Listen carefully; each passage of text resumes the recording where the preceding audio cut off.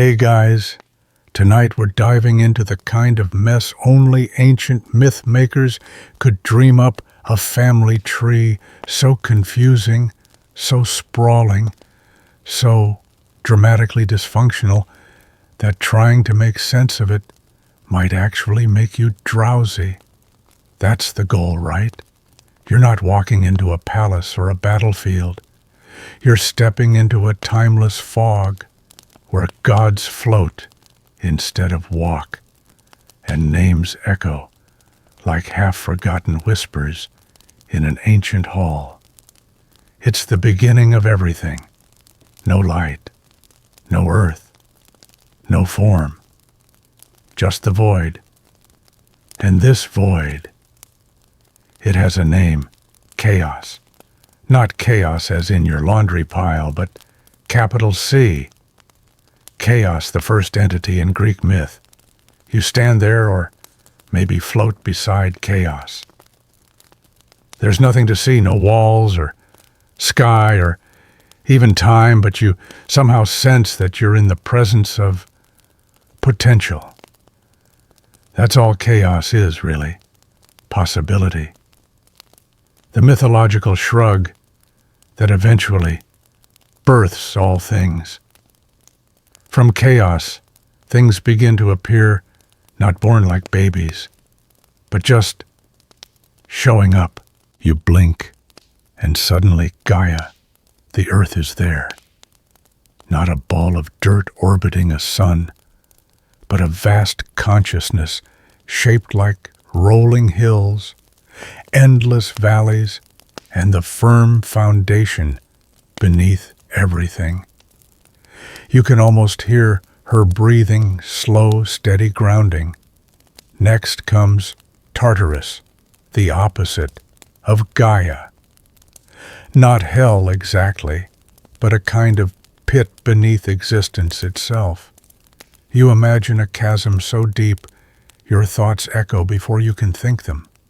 Cold, hollow, ancient. Then comes Eros. Yes, that Eros. But before he was Cupid with a bow, he was the force of attraction itself, the cosmic glue that tells particles, gods, and people, hey, you two should maybe kiss.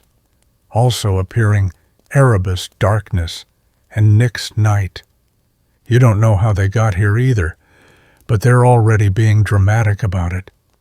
Nyx, in particular, radiates elegance and mystery like the perfume aisle in a haunted luxury boutique. Historians still argue whether these deities were seen as literal beings or metaphorical forces. Were they meant to be characters, concepts, poetic placeholders for the weirdness of existence? No one can quite agree, but here they are setting up the board. And then Gaia gets lonely. No, really, Earth desires a partner. So she creates Uranus the sky to be her equal and lover. He stretches over her in a great arc, and you can almost feel the warmth return to the universe. Stars appear like freckles on his vast face. Together, they make the first mythological power couple, though like many couples in mythology, their story ends in betrayal, screaming, and gardening tools used inappropriately. But not yet. For now, Uranus and Gaia are just together. They create mountains, sea, and storms. You feel wind for the first time as they kiss above your head, and somewhere deep within, Gaia, life, starts to squirm. It's mythic fertility at its finest and least logical. Then come the children. The Titans, 12 in total, are born first. They're huge, powerful, and vaguely intimidating. You imagine toddlers with the strength of tectonic plates. There's Oceanus Hyperion, Iapetus, and others, all destined to make things complicated later. And if the Titans weren't enough, Gaia and Uranus also produce Cyclopes, not the cute kind, but one-eyed giants with a talent for metallurgy, and Hecaton Ceres creatures with 100 arms and 50 heads. Yes, you read that right. 50 heads. That's 49 more than needed to question your life choices. Uranus, unsurprisingly, is horrified. He's so disturbed by these monstrous children that he shoves them back into Gaia. Not metaphorically, not emotionally. He literally pushes them into the Earth's depths, trapping them inside their own mother. And if that sentence didn't make you slightly uncomfortable, congratulations, you're ready for Greek myth. The Earth groans under the strain. Gaia, once serene, is now in pain and anger. Her womb is full of rejected children, and her partner, the sky, is too proud and cruel to stop. So she begins to plot. There's a moment of eerie quiet in the void as Gaia crafts a sickle out of adamantine, the mythological metal of choice, when you're trying to overthrow your abusive sky spouse. She calls her sons the Titans and asks for help.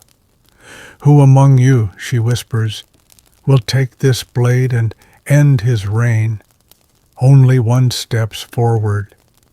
Cronus, the youngest, the boldest, the most twisted. You watch him reach for the blade, and for a moment the universe holds its breath. The family tree has only just begun to branch, and already someone's holding a knife. This is Greek mythology. There are no safety scissors here. You don't really want to be here for what happens next, but you're already floating quietly at the edge of the cosmos, so might as well witness the divine family drama escalate. Cronus waits for the right moment. He hides sickle in hand, crouched in the vast folds of Gaia's body. Yes, it's weird, and watches the sky. Uranus approaches unaware, ready for another of his routine visits. The moment his presence stretches over the earth, Cronus strikes. The blade sings through silence. Cronus, the ambitious Titan, castrates his own father, because in Greek myth there is no such thing as too much. The blood of Uranus falls from the sky and hits the earth like warm red thunder. You hear it hiss as it touches stone, and wherever it lands, new life sprouts. No, not flowers. From that blood come the Hiranyes, the Furies, who avenge family crimes. Also giants who later cause their own fair share of destruction. Oh, and mealy-eyed nymphs of the ash tree, because even in violence, nature still finds a way to accessorize. And from the severed sky-flung genitals that land in the ocean, Aphrodite, eventually. But we'll get to that later. For now, Uranus flees, wounded, shamed, and no longer king. His voice echoes in the heavens with one final curse that Cronus, too, will be betrayed by his own children. It's the kind of ominous parental warning that makes bedtime stories feel more like legal threats. Cronus doesn't care. He's the new ruler of the cosmos. And unlike his father, he doesn't shove his weird-looking kids back into their mother. No, Cronus will do something much more logical. He'll eat them. But first, he chooses a wife. Enter Rhea, another Titan, and Cronus's sister. That part's not weird here. At the wedding, the sky is cloudy, the vows are awkward, and somewhere deep in Tartarus, Uranus is probably rolling his invisible eyes. Cronus and Rhea have children, 5 at first: Hestia, Demeter, Hera, Hades, and Poseidon. Each time Rhea gives birth, Cronus swallows the child whole. No chewing, no sauce. Just straight to the gut, where presumably they hang out in some divine digestive purgatory. You watch Rhea go through this again and again. Her face grows pale. Her hope fades. She loves Cronus, maybe. Or maybe she just doesn't want her kids eaten like protein bars. Either way, she's had enough. So, when the 6th child is born, Rhea hatches a plan. She hands Cronus a rock wrapped in a baby blanket. And somehow he doesn't notice. He gulps it down with the same lazy confidence of someone finishing their 6th grape on a wine fast. Meanwhile, the real baby Zeus is whisked away. Some myths say to Crete, others to a mystical cave guarded by nymphs and a goat named Amalthea.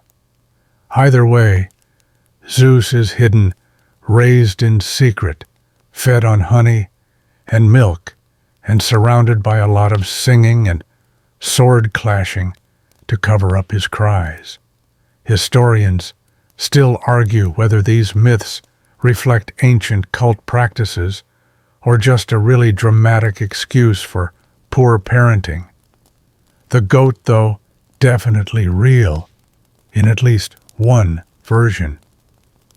As Zeus grows, he becomes strong, smart, dramatic. Like a future ruler of Olympus should be. He learns of his siblings trapped inside Cronus. He learns of the sky's curse, and he decides it's time for a little divine purging. One day, Zeus returns to his father's court in disguise. It's like a Greek version of Undercover Boss, except the goal is vomiting.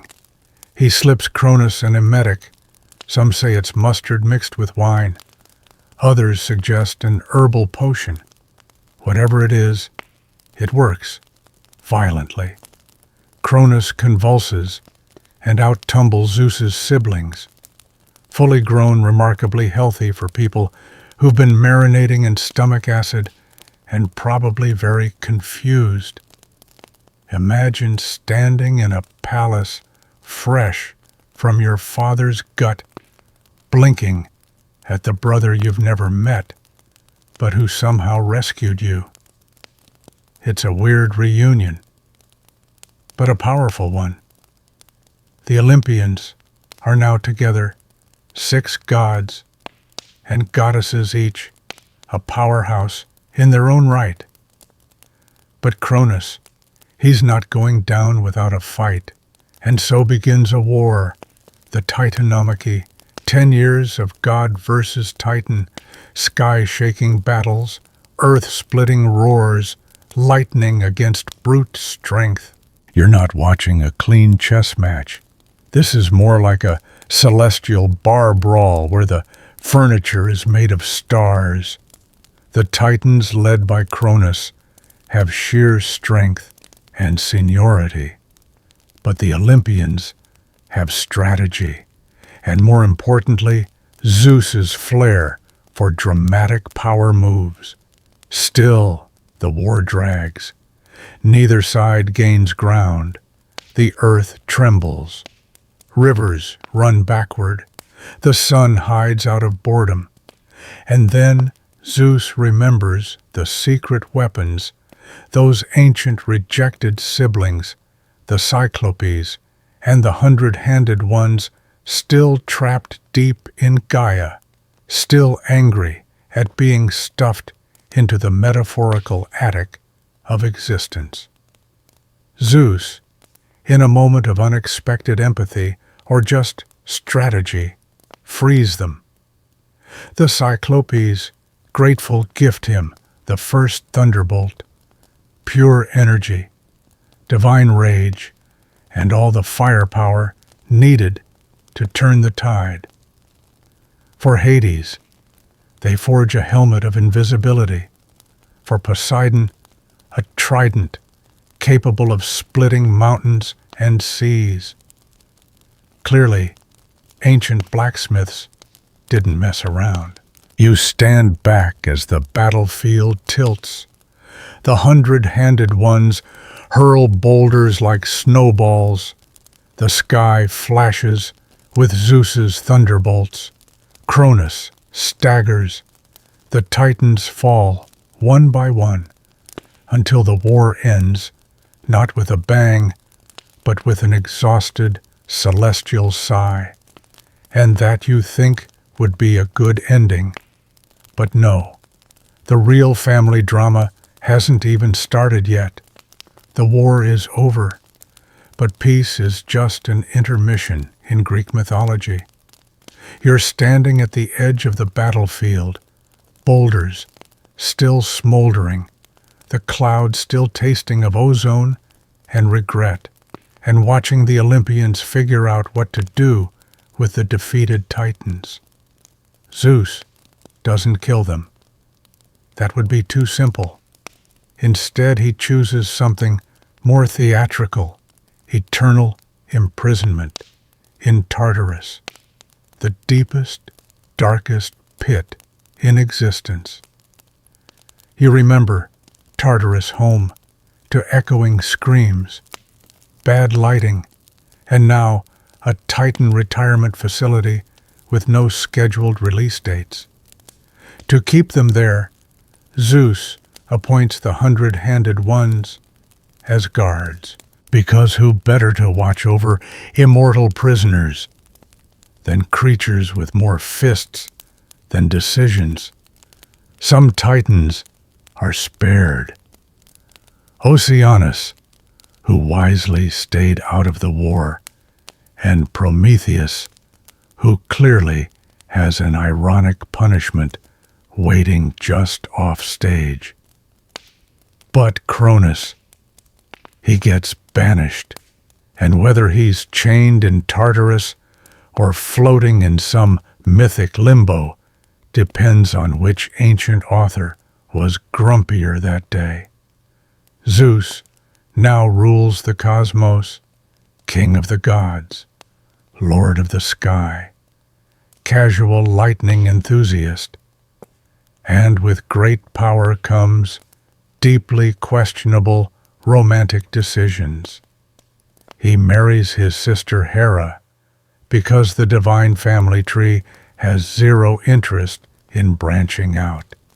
She's powerful, regal, sharp-tongued, and she knows exactly what she's getting into.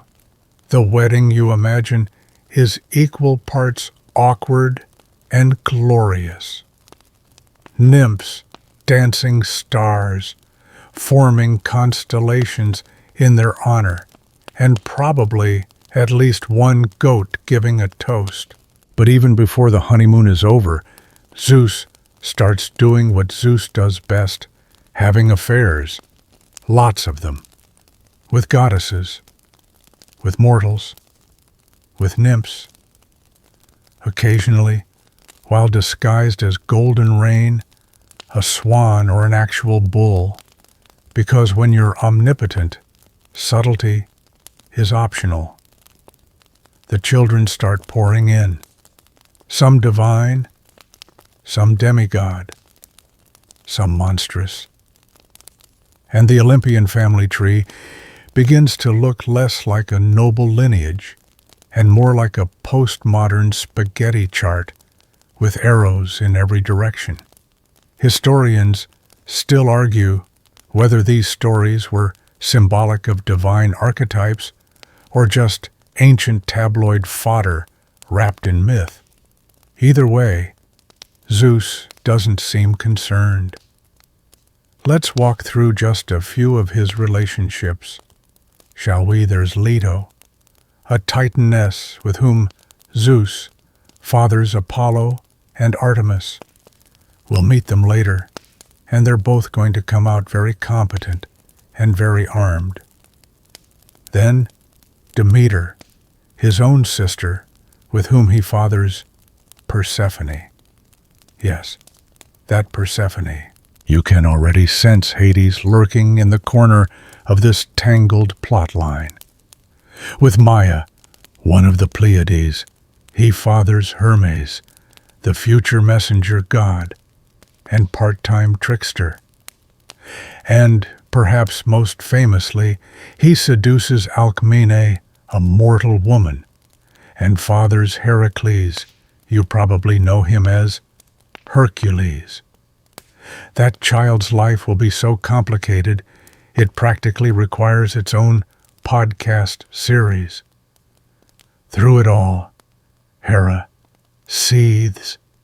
You can feel it building beneath her composed posture, behind her dignified silence.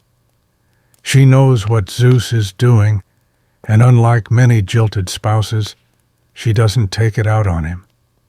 She takes it out on, literally, everyone else. You might think, well, that's not fair, and you'd be right. But in myth, justice is often overshadowed by grudge-powered plot development. Poor Leto is chased across the world while pregnant. Her twin children, Apollo and Artemis, are born in exile. Alcmene, Heracles' mother, is tormented relentlessly. Hera sends snakes into the crib. Later, she drives Heracles into madness so deep he commits unspeakable acts, then forces him into a lifetime of redemption labors. That's one way to handle your husband's infidelity. Still, Hera's complexity makes her compelling. She's not just angry wife goddess. She's patron of marriage women, childbirth domains, traditionally undervalued but vital. She's powerful in her own right and refuses to fade into Zeus's shadow. You might not agree with her methods, but you feel her rage, especially when the myths don't try to soften it. Now let's not forget Poseidon, another of Zeus's brothers. While Zeus rules the sky, Poseidon is handed the sea, vast, moody, unpredictable, which suits him perfectly. Poseidon's moods are legendary. When he's happy, the waves dance. When he's angry, tsunamis crash against city walls. He builds underwater palaces, commands sea creatures, and somehow invents horses, either from sea foam or coral or divine boredom, depending on the storyteller. He marries Amphitrite, a sea goddess, but much like Zeus, Poseidon is not exactly known for monogamy. His affairs result in everything from sea monsters to lesser gods to cursed islands. Again, the Olympian family seems less like a tree and more like a divine hurricane. But Poseidon isn't all storm and scandal. he also has pride, especially when it comes to territory. In one myth, he competes with Athena for the city of Athens. He offers a saltwater spring. She offers an olive tree. The people choose the olive. Poseidon pouts. And somewhere, Athena probably crosses her arms and smiles. Historians still debate whether these territorial myths were political metaphors, city-states aligning with certain gods, or simply creative explanations for why some cities had fish and others had olives. You meanwhile just try to keep up, because there's one more brother to meet, one who doesn't get fanfare or golden thrones. His name is Hades, and he rules the underworld. You feel it before you see it. A shift in air pressure, a chill in your bones, a silence that somehow echoes. That's the underworld calling. Not hell, not punishment, not fire, but Hades' realm, a place as inevitable as sleep and just as strange. Hades doesn't live on Olympus. No thunderbolts, no chariot races, no dramatic affairs that make the stars blush. He rules from below, surrounded by shadows, riverbanks, and a silence that hums like a lullaby you're not sure you were meant to hear. After the Titanomachy, when the world was sliced up like a divine pie, Zeus claimed the sky, Poseidon the sea, and Hades was given the underworld. Whether he chose it or got the short straw depends on who you ask. But either way, he doesn't complain. He's not the devil. He's not evil. He's fair, stern, lonely maybe, but in a realm where nothing grows and everyone eventually arrives, stability is a kind of mercy. You walk quietly through his world, past the river Styx, where oaths are made and cannot be broken, past Charon, the skeletal ferryman demanding coin for passage, past Cerberus, the three-headed dog who guards the gates, with a tail that wags on its own schedule. There's order here. Souls know where to go. Judges like Minos Rhadamanthus and Aeacus assign fates, fields of punishment for the wicked, the Elysian fields for the virtuous, and for the truly unlucky, a gray, foggy eternity of nothing special. Like ancient Greek DMV purgatory. But the most famous tale of Hades isn't about death. It's about love or obsession, depending on your perspective. You've met Persephone, daughter of Demeter, a flower-picking maiden, radiant and gentle, untouched by divine drama, until one day the earth splits open beneath her. Hades emerges, sees her, wants her, takes her. She disappears without a trace. Demeter, her mother goddess of harvest and growth, panics. She searches. She pleads. She wanders the earth in disguise, her grief making crops wither, animals starve, and humans pray. You feel the ground dry beneath your feet as her sorrow deepens. The world edges toward famine. Eventually, Zeus intervenes, because when mortals start dying en masse, the gods remember to hold family meetings. Zeus sends Hermes, the fast-talking fixer of Olympus, to fetch Persephone from the underworld. Hades agrees grudgingly, but not before offering her a few pomegranate seeds. Persephone eats them. And here comes one of Greek myth's favorite tropes, the binding food rule. Because she consumed food in the underworld, she can't leave entirely. She must now spend part of the year with Hades and the rest above with her mother. Thus, the mythological explanation for seasons. Spring returns when Persephone rises. Winter descends when she departs. It's less about weather patterns and more about the heartbreak of a mother.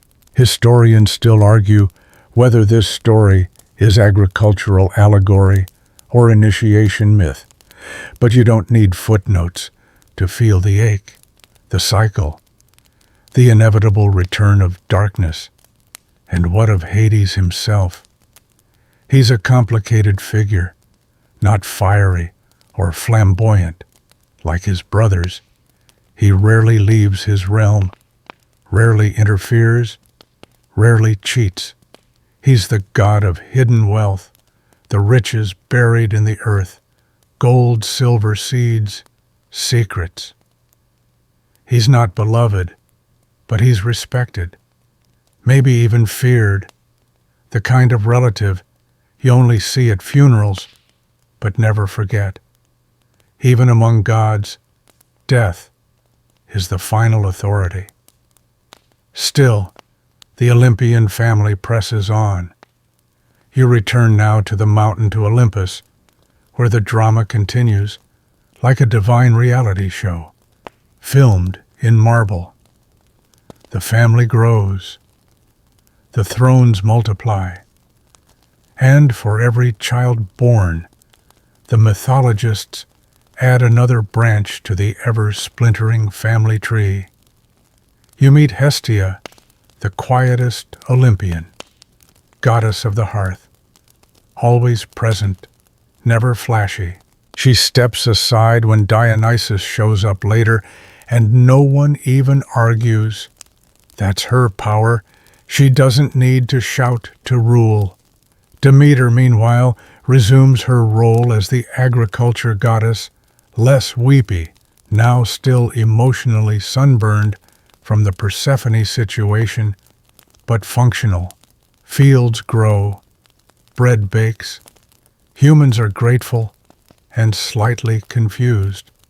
And then there's Hera, still fuming. You see her orchestrating long-range vengeance like a chess master with unlimited spite.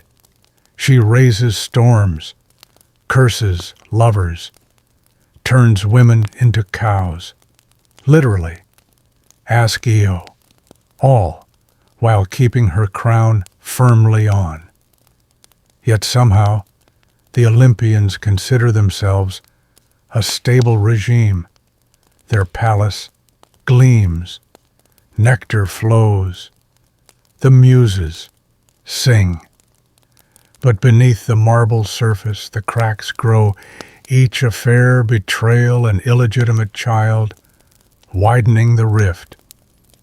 You feel it in the air, the calm before 1,000 storms. And Zeus, he just keeps going. You picture him standing at the balcony, lightning bolt in hand, confident that he can keep the whole tangled tree from toppling. But the roots are already buckling.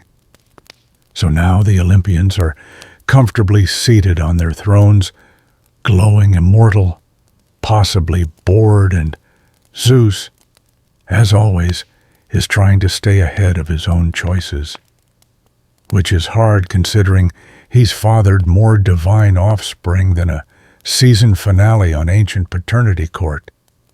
But remember those Cyclopes, the one-eyed giants who gifted Zeus his lightning bolts.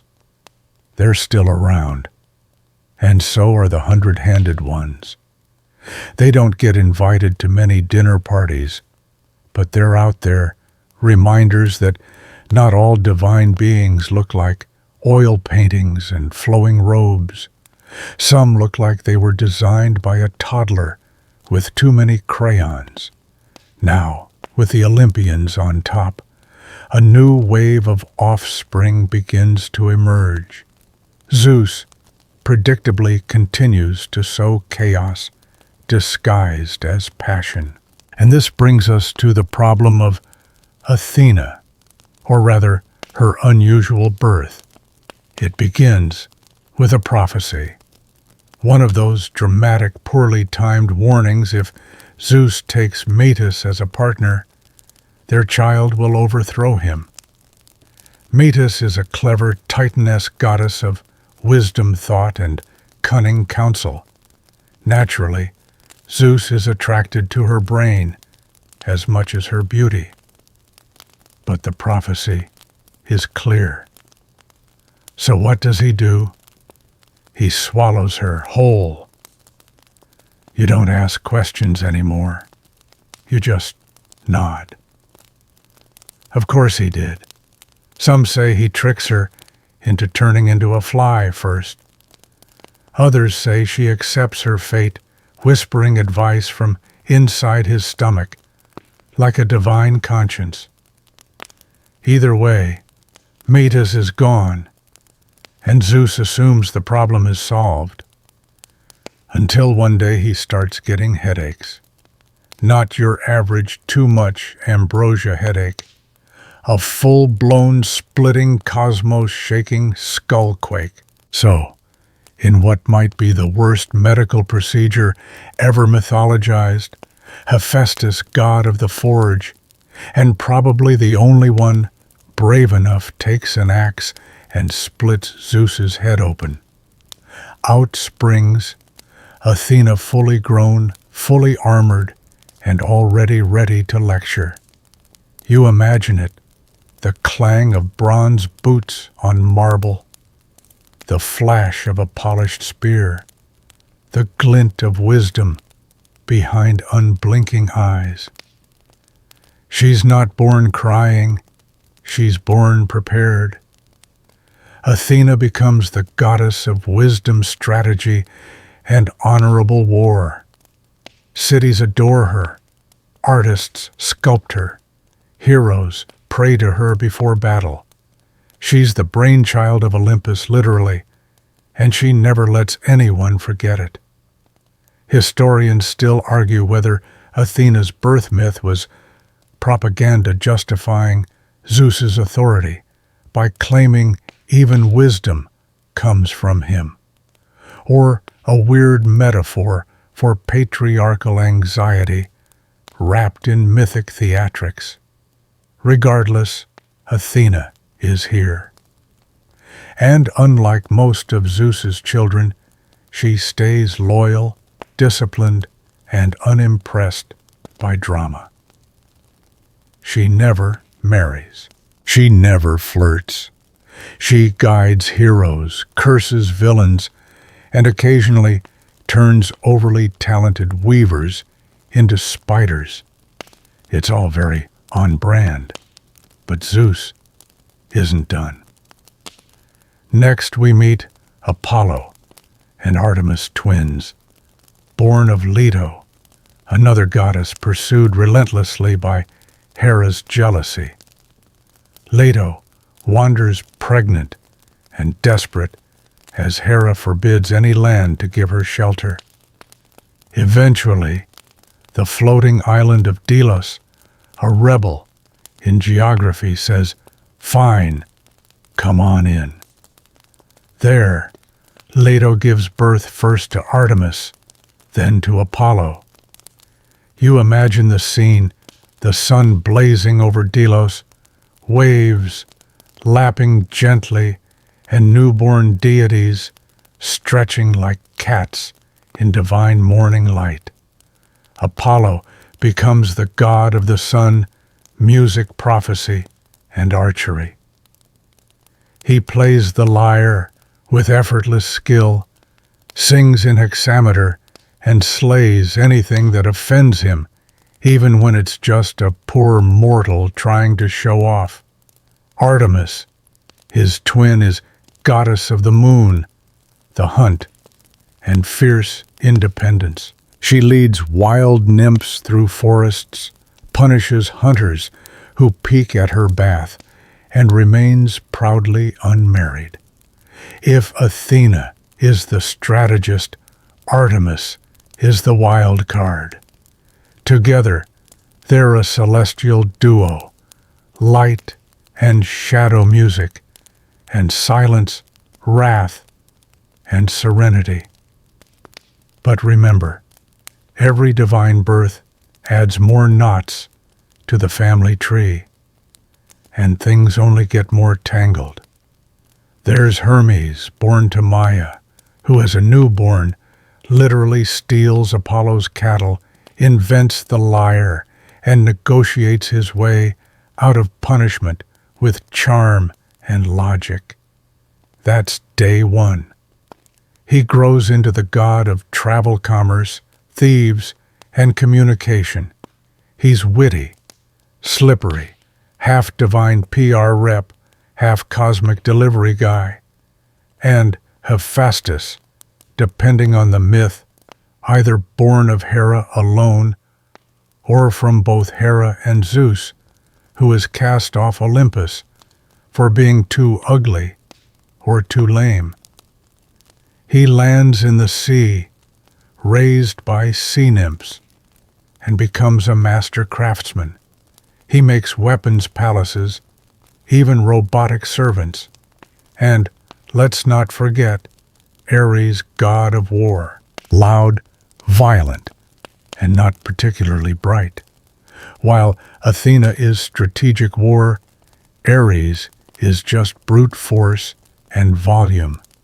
His favorite hobby seems to be losing battles and dating Aphrodite, which brings us to yet another oddity. Because Aphrodite's origin is complicated. Some say she's the daughter of Zeus and Dione. Others say dramatically she rose from the sea foam around Uranus's severed bits. Yes, the very same bits that were flung into the ocean back in Section 2. You remember. She drifts ashore on a seashell, already stunning, and every being that lays eyes on her falls immediately, inconveniently, in love. Even Hephaestus, who marries her in some versions. But their union is more of a technicality, because Aphrodite spends most of her time with Ares, her war god boyfriend. Together, they become the patron saints of unhealthy but attractive relationships. Aphrodite governs love, beauty, desire, essentially the chaos between glances. She's adored and feared in equal measure, because in her wake follow jealousy, longing, and just enough drama to sink a dozen cities. And all these gods, every single one, are interconnected. Siblings, cousins, rivals, lovers, all wrapped into one mythic bloodline. The Olympian palace now holds a full dozen thrones. Zeus, Hera, Poseidon, Demeter, Hestia, or Dionysus, they sometimes rotate. Plus, Athena, Apollo, Artemis, Ares, Hephaestus, Hermes, and Aphrodite. Each one with stories, each one with offspring, and each one stacking complexity onto a tree that is clearly more ivy than oak. You try to trace the connections, but the lines double back, spiral, and vanish, reappear. You stop trying. Better to just drift. You drift back to Olympus, not walking, not floating, just existing there again, because the gods rarely care for continuity, and neither does this story. The palace shimmers with marble, and gold nectar flows from fountains, and divine squabbles echo like high-stakes gossip across eternal halls. Zeus lounges somewhere, probably pretending he doesn't hear Hera muttering about his latest escapade. Athena sharpens her spear for no reason. Hermes zips in and out of rooms, stealing snacks and delivering passive-aggressive messages. It's just another Tuesday. But the Olympians aren't the only children of the divine line. Not even close. Let's open the next more chaotic chapter, the offspring explosion. Imagine someone took a divine paintbrush and flung it wildly across the sky. That's how it feels, tracking all the kids of gods, titans, nymphs, mortals, and everything in between. You try to follow the lines of descent, but the chart starts to resemble a game of divine darts, random, messy, and occasionally cursed. Let's start with the monsters. You remember Typhon? No, that's fair. He doesn't get much screen time. But he should.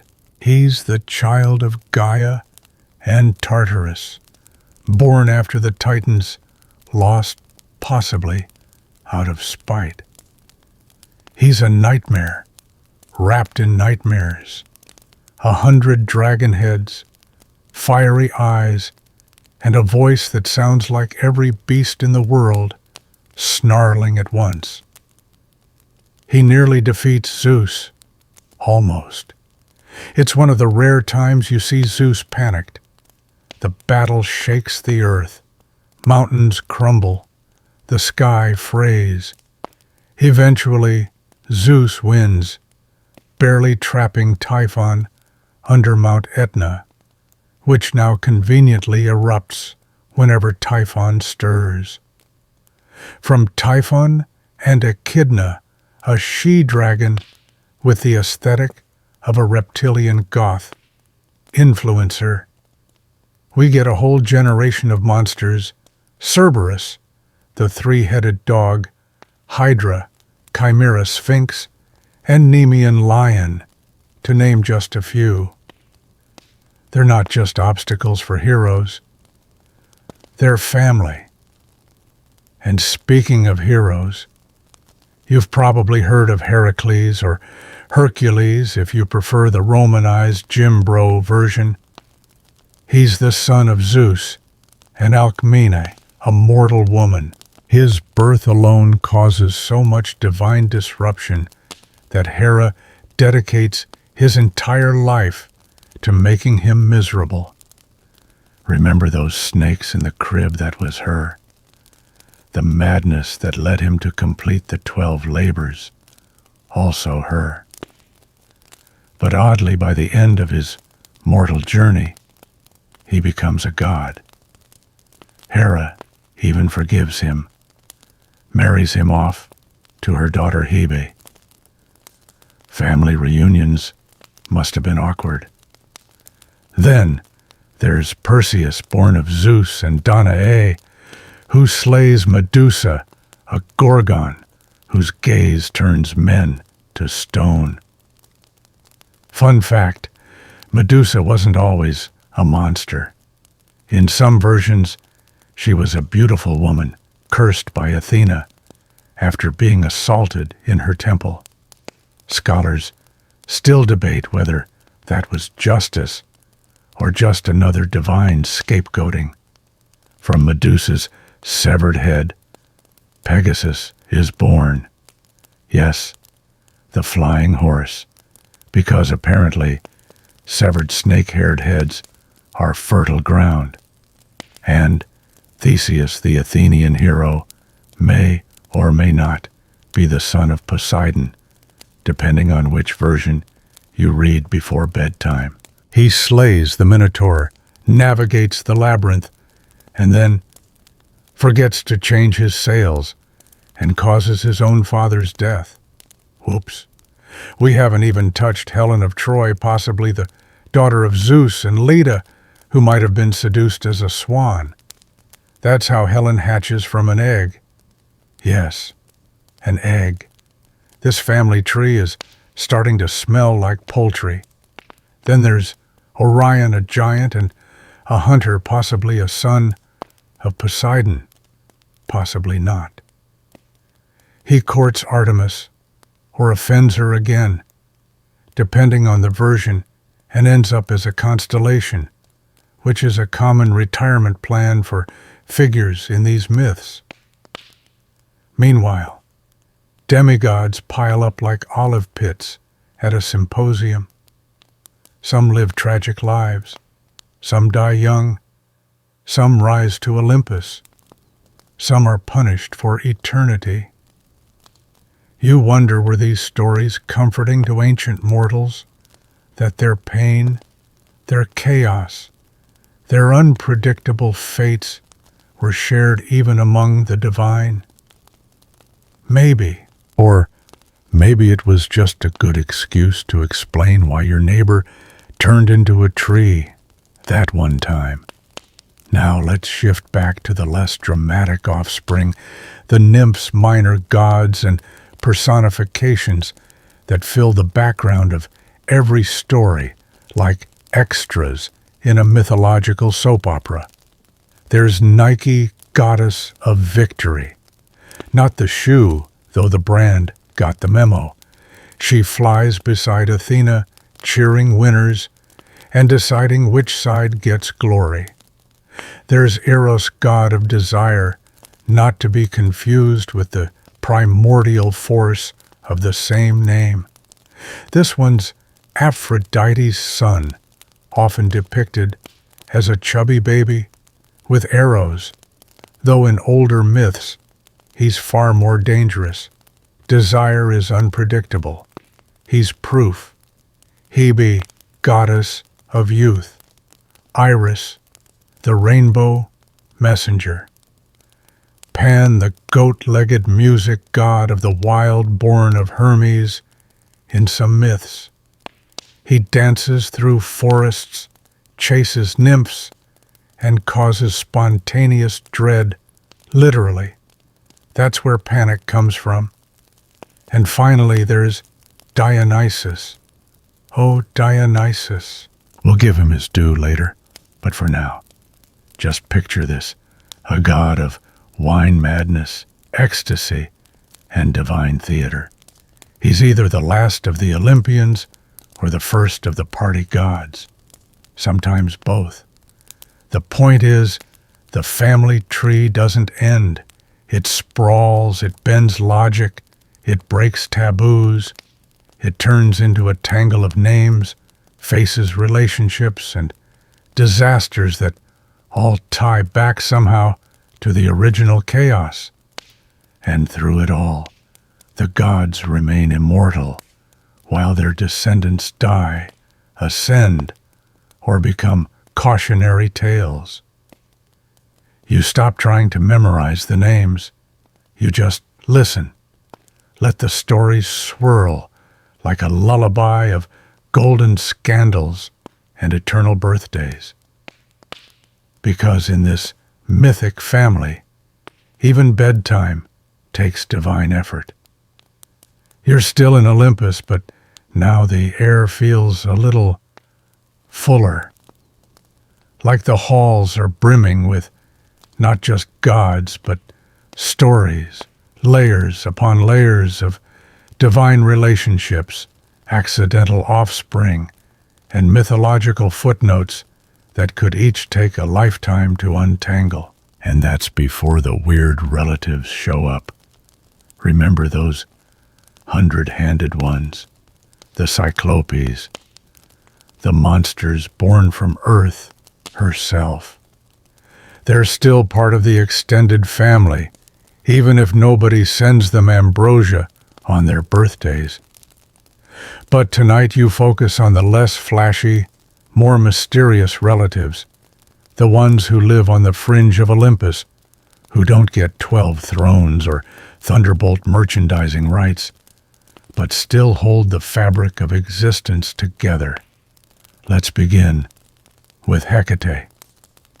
You don't hear about her often, but she's there on moonless nights, at crossroads, during whispers and choices you don't fully understand.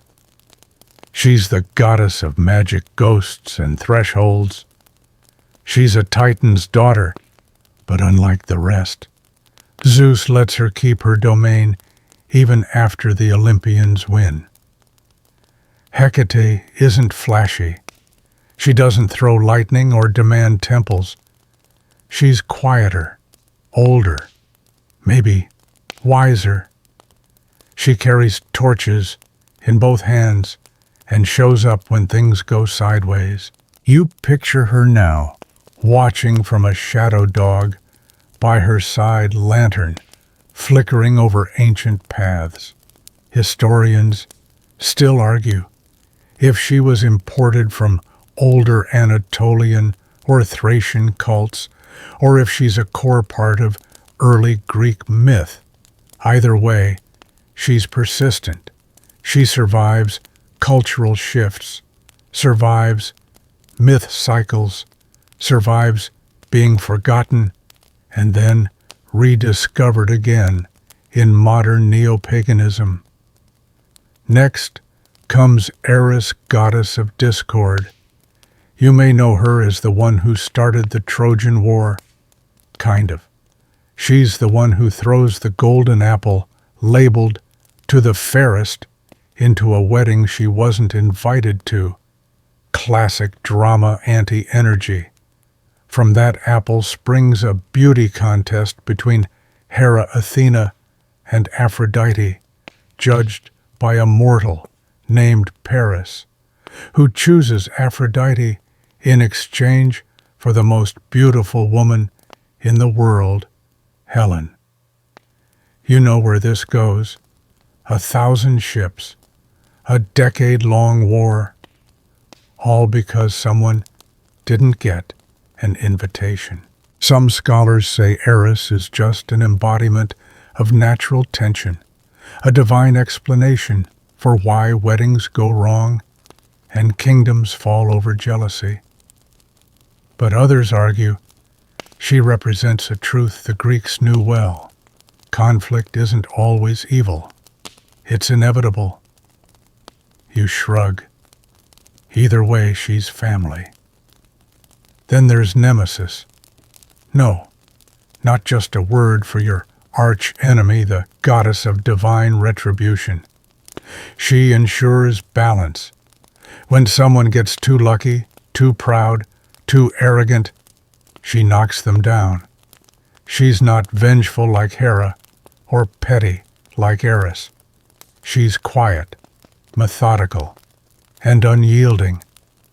Some myths say she gave birth to Helen of Troy after Zeus chased her across the world in swan form, again with the swans. You try not to think too hard about that one. Floating through the cosmic family reunion, you also meet Thanatos, the personification of death. Not Hades, but his soft-footed cousin. He doesn't cause death. He just comes to carry it out.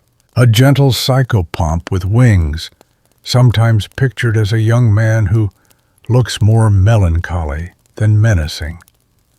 Unlike modern portrayals of death as a skeleton with a scythe, the Greeks saw Thanatos as a relief, a silent, respectful presence at the end. It's oddly comforting. And his siblings. Oh, there's something else. Hypnos, god of sleep, who wraps mortals in rest and sometimes slips poppies under their pillows. You imagine him now stroking your temples, coaxing dreams into your mind. He's the god you're most grateful for in this moment. His children include Morpheus, god of dreams, who can appear in any human form inside sleep. If you've ever dreamt of someone you haven't seen in years, it might have been Morpheus wearing their face like a well-fitted mask. Phobos and Deimos, gods of fear and dread, are sons of Ares riding into battle ahead of their father. They're not gods you worship. They're feelings you recognize when your stomach knots and your feet freeze. And then there's Tyche, goddess of luck and fortune. Her name lingers behind every roll of ancient dice, every sudden storm that veers away from your ship. Sometimes she's kind, sometimes cruel, always unpredictable. The more you drift through this tangled divine lineup, the more it feels like every emotion, every aspect of existence has a face, a name, a lineage, a spot at this mythological dinner table. There's Ananke, goddess of inevitability. Her chains bind even the gods, and Kronos, not to be confused with Cronus the Titan, who personifies time itself. You sense him ticking at the edge of the narrative, indifferent to your need for meaning or resolution. Even the fates, Clotho, Lachesis, and Atropos are in the family. One spins the thread of your life. One measures it. One cuts it. Even Zeus can't overrule them. You wonder if the gods can't escape fate. What hope does anyone have? But the Greeks weren't necessarily hopeless. These stories weren't meant to crush. They were meant to make sense of chaos, to remind mortals that even gods have to navigate complexity, bad decisions, and weird family barbecues. And sometimes, divine beings are just really bad at parenting. The more you listen, the more you start to feel it. This isn't a family tree. It's a web, a shimmering, sticky tangle of passion, revenge, loyalty, fear, ambition, and curiosity. A mythological galaxy where everything is connected, whether it wants to be or not. And you're just an observer. One more listener at the edge of Olympus, eyes wide, heart slowing, dreams beginning to stretch across the horizon. It's almost peaceful until someone mentions Dionysus. You turn toward the disturbance, like you're hearing a wine bottle uncork itself in slow motion. Ah, yes, Dionysus, the last to arrive at Olympus fashionably late and unmistakably barefoot. Even now you can almost hear the tambourines jingling in his wake. He doesn't walk into a room. He weaves in half-dancing, half-floating, draped in ivy and paradoxes, one hand holding a cup of wine, the other casually directing your thoughts into a slow, cozy spiral. And just like that, the family tree takes another unexpected twist. See, Dionysus isn't a classic Olympian. He's not from the original 12. But depending on who's hosting the party, he often gets Hestia's throne, since she prefers peace and firelight to immortal bickering. And he fits in weirdly well, equal parts chaos and clarity. He's the god of wine, theater, madness, transformation, and the general principle of letting go.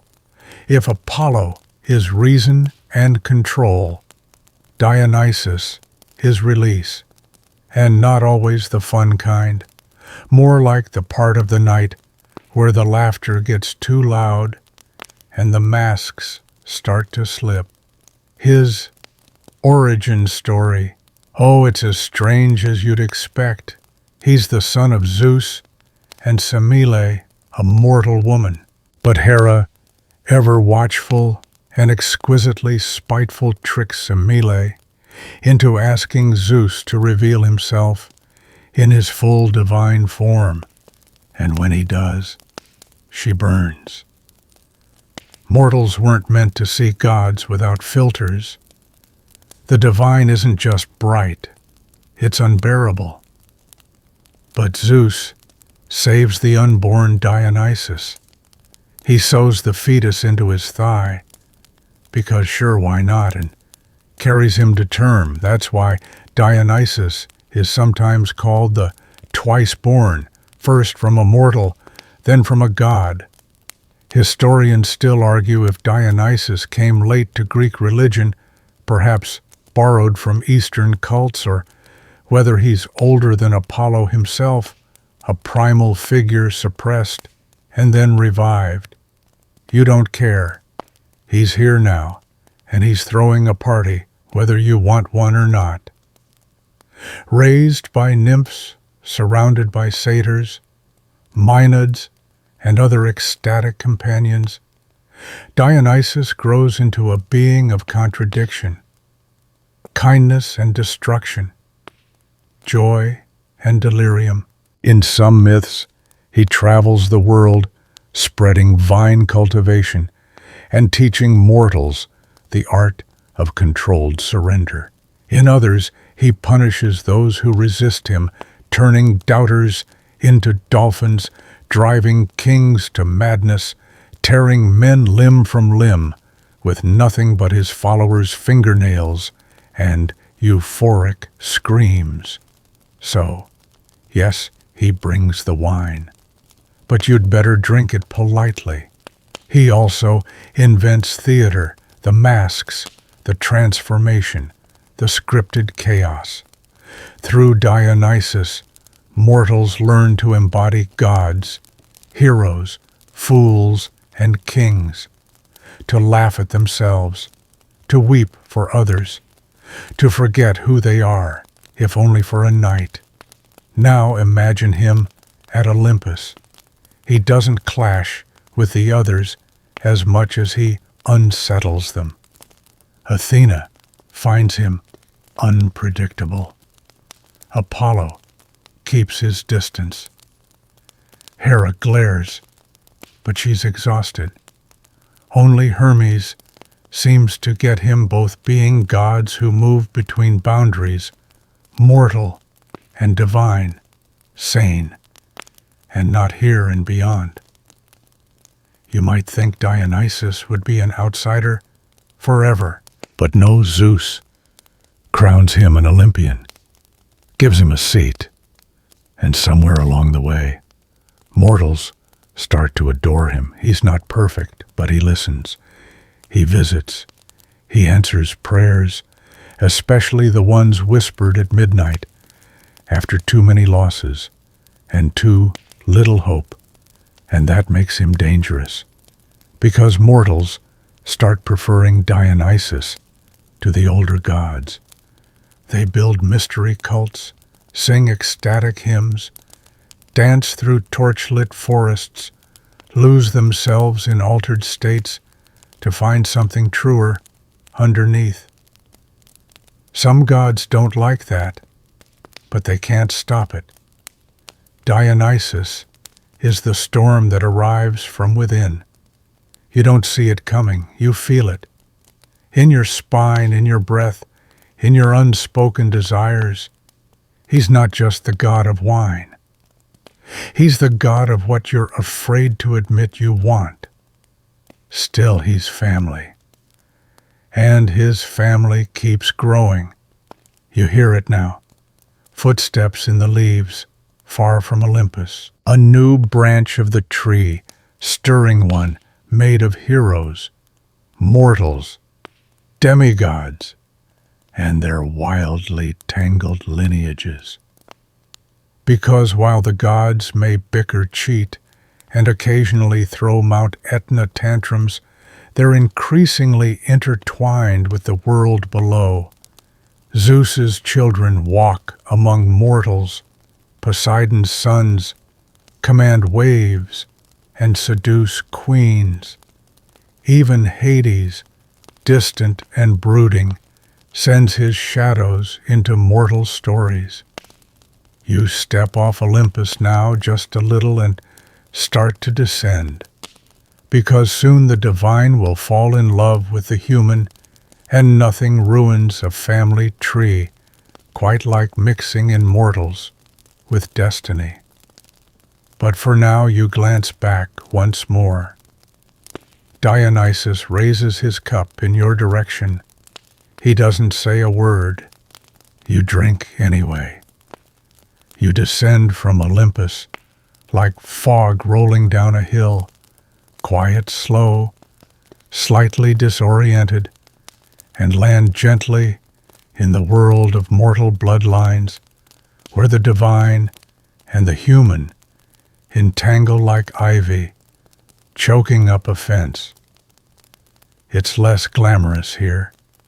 The temples are smaller, the prayers more desperate, the stories oddly familiar, because now the gods start doing something particularly disruptive. They fall in love with humans, or lust, usually lust. Sometimes they marry, often they lie, and nearly always they leave behind children who are just human enough to struggle and just divine enough to suffer spectacularly. You begin with the demigods, those unlucky heroes who inherit both strength and expectation, often without a guidebook. The most famous is probably Heracles. Yes, again, he keeps coming up because he's the poster child for what happens when a mortal woman and Zeus have a very public affair. His name literally means glory of Hera, which is ironic, given that she tried to kill him before he could walk. She sends 2 serpents to his cradle. He strangles them with his bare hands. Good omen. Maybe. Problematic future. Absolutely. Heracles grows into a powerhouse, but Hera drives him mad. He murders his wife and children in a haze of divine-induced psychosis, and as penance, he's given 12 labors, tasks so extreme they feel like divine dares. Slay the Nemean lion whose skin is invulnerable. Capture the Ceryneian hind faster than thought. Clean the Augean stables, which are, let's just say, unpleasant. Through it all, he suffers, succeeds, dies, burns, and finally ascends to Olympus. The gods throw him a welcome party, and he marries Hebe, goddess of youth, like none of that mess ever happened. It's Greek myth. Closure is optional. Then there's Perseus, son of Zeus and Danae, who was imprisoned in a bronze chamber to prevent her from conceiving. Zeus finds a workaround by turning into golden rain. Of course, Perseus beheads Medusa, flies on Pegasus, rescues Andromeda, and ultimately becomes a founding figure of Mycenae, a city whose ruins you can still visit. Real stones, real history.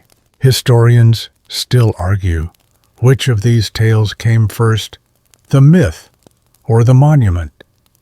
Did stories explain the ruins, or did the ruins inspire the stories? Next up, Theseus, slayer of the Minotaur, son of either Poseidon or Aegeus, depending on the narrative's mood. He ventures into King Minos's labyrinth, a maze so cruel and complex it feels like anxiety in architectural form. With Ariadne's thread, he navigates the structure, slays the bull-headed monster, and escapes. Then abandons Ariadne on an island, which, classic. When he forgets to switch his ship's sails from black to white, his father, Aegeus, believes he's dead and throws himself into the sea. That sea is still called the Aegean. You can't make this stuff up, except clearly someone did. Meanwhile, divine family ties spread like gossip. Zeus's daughter Helen, hatched from an egg, grows into the most beautiful woman in the world. She marries Menelaus, but is kidnapped or elopes with Paris of Troy. This naturally starts a 10-year war that Homer turns into an epic and Hollywood turns into slow-motion sword fights. Achilles, another key player in that war, is the son of Thetis, a sea nymph, and Peleus, a mortal king. His mother dips him in the river Styx to make him invulnerable, holding him by the heel. Guess where the arrow hits later? You're seeing the pattern now. Divine parent, mortal fate, dramatic ending. But it's not just the men. There's Atalanta, raised by bears, faster than every suitor who dared race her. Ariadne, abandoned, but later rescued by Dionysus. Cassandra, cursed by Apollo to always speak the truth and never be believed. And don't forget Pentheus, who mocks Dionysus, bans his worship, and gets torn apart by frenzied women, including his own mother, who doesn't recognize him in the trance. The gods rarely give second chances. You pause now, not because the stories are over, but because the branches are outgrowing the tree. For every hero, there's a lineage. For every lineage, a tragic offshoot. Some turn into monsters. Some become stars. Some become metaphors. Like Narcissus, who fell in love with his reflection and forgot to eat. The Greeks didn't just make gods in their image. They made themselves part of the divine story. Every city claimed descent from someone mythological. Every noble family traced its roots to a god's dalliance. History in myth becomes deeply personal and sometimes practical. Take Aeacus, son of Zeus, and a mortal woman.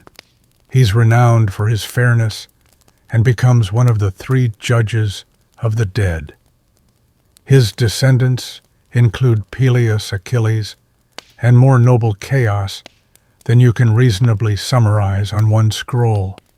Then there's Minos, king of Crete, also a judge in the afterlife, father of Ariadne, and proud owner of the labyrinth. His wife falls in love with a bull, gives birth to the Minotaur, because Poseidon was annoyed, and now we all have to live with that image forever. You realize the family tree is more like a mythological hydra. Cut off one branch, and 3 more grow. Names overlap. Bloodlines double back. Entire cities are born, burn, and rebuild within 3 generations. And standing at the center of it all is you, tired but oddly content, watching the divine and the mortal fold into each other like dreams.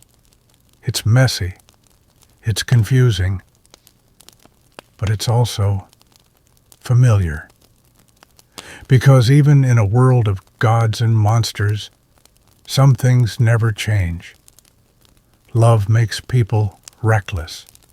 Pride leads to downfall. And family. Family is always complicated. By now you've stopped pretending this is a family tree. It's clearly a divine compost heap. Roots, strangling roots, branches, looping into each other like snakes, mid-wrestle gods, accidentally birthing their own uncles and mortals, somehow winding up in the sky as constellations. So, maybe it's time we talk about Poseidon again. Because while Zeus commands the sky and Hades rules the quiet dark, Poseidon keeps splashing his name across entire coastlines. You might think of him as the guy with the trident who rides seahorses and crashes waves for dramatic effect. And yes, all of that is true. But he's also a serial father, a sore loser, a city namer, and possibly the worst contestant in the divine who deserves this land game. Remember, Athens' Poseidon wanted that city badly. So he struck the ground with his trident and made a saltwater spring bubble up. Seems impressive until Athena calmly stepped forward and planted the first olive tree. The people liked the tree better. It was useful, non-salty, and didn't flood the basement. Poseidon lost. He did not take it well, but he moved on.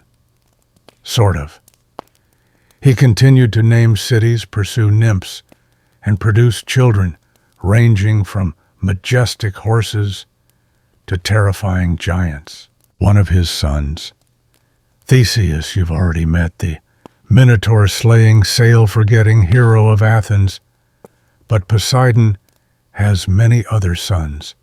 There's Polyphemus, a cyclops, who meets Odysseus in a cave and gets blinded by a clever trick involving wine and fake names. Odysseus tells him he's called Nobody.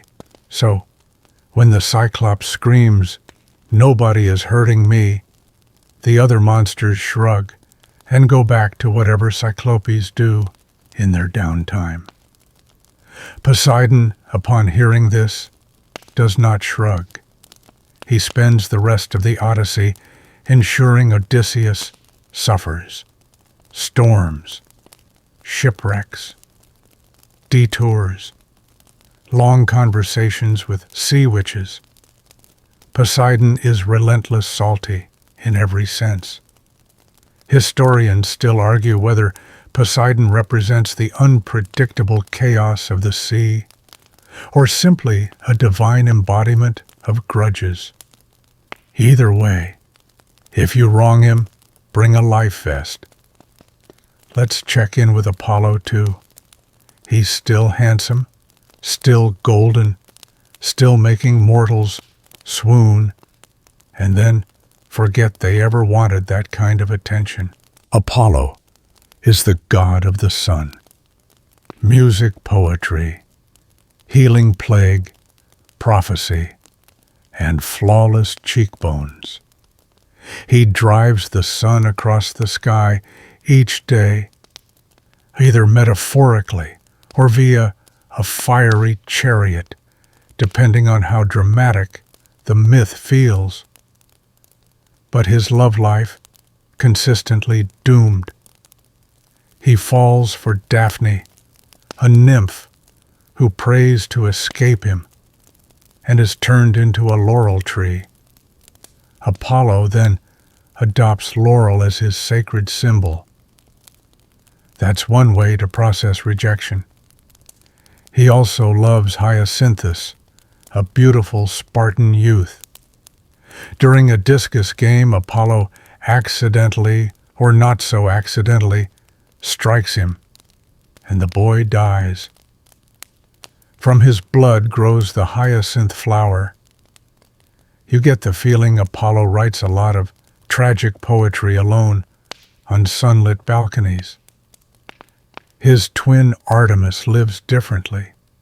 She takes no lovers. She hunts.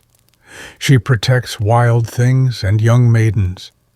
She punishes anyone who stumbles across her in a moment of vulnerability, which in myth terms usually means bathing. Just ask Actaeon, a hunter, who sees her naked by accident. She turns him into a stag, and his own hounds tear him apart. Not exactly a warning label, but close enough. Still, Artemis isn't cruel. She's just firm, unyielding. She makes her boundaries known and doesn't apologize for them. Honestly, a role model. Back at Olympus, Hermes keeps busy. Messenger, trickster, inventor of the liar guide of souls, thief of cattle. He has winged sandals and a smile that says, "I definitely know what happened, but I'm not telling." He's the god you call when something goes missing, or when you need to deliver news, or when a dead soul needs a polite escort past Cerberus. You picture him now, half skipping down the steps of Olympus sandals, glowing, probably humming. Meanwhile, Ares, god of war, is still trying. He's not respected like Athena. He's not adored like Apollo. He shows up, starts fights, and occasionally gets caught in bed with Aphrodite, only to be trapped in a magical net by her husband Hephaestus, while the other gods stand around and laugh. That story actually made it onto pottery. Imagine being so mocked your scandal becomes dishware. And Hephaestus, he keeps to his forge, making weapons, building automatons, crafting shields, with entire mythologies etched into them. He limps. He's quiet. He marries poorly. But he makes beauty out of fire and metal, which is a kind of quiet triumph. Even Demeter, goddess of the harvest, has her rhythms. Fields grow when she smiles, wither when she weeps. She cycles through grief and grace, following Persephone's descent and return like clockwork. That, too, is divine family.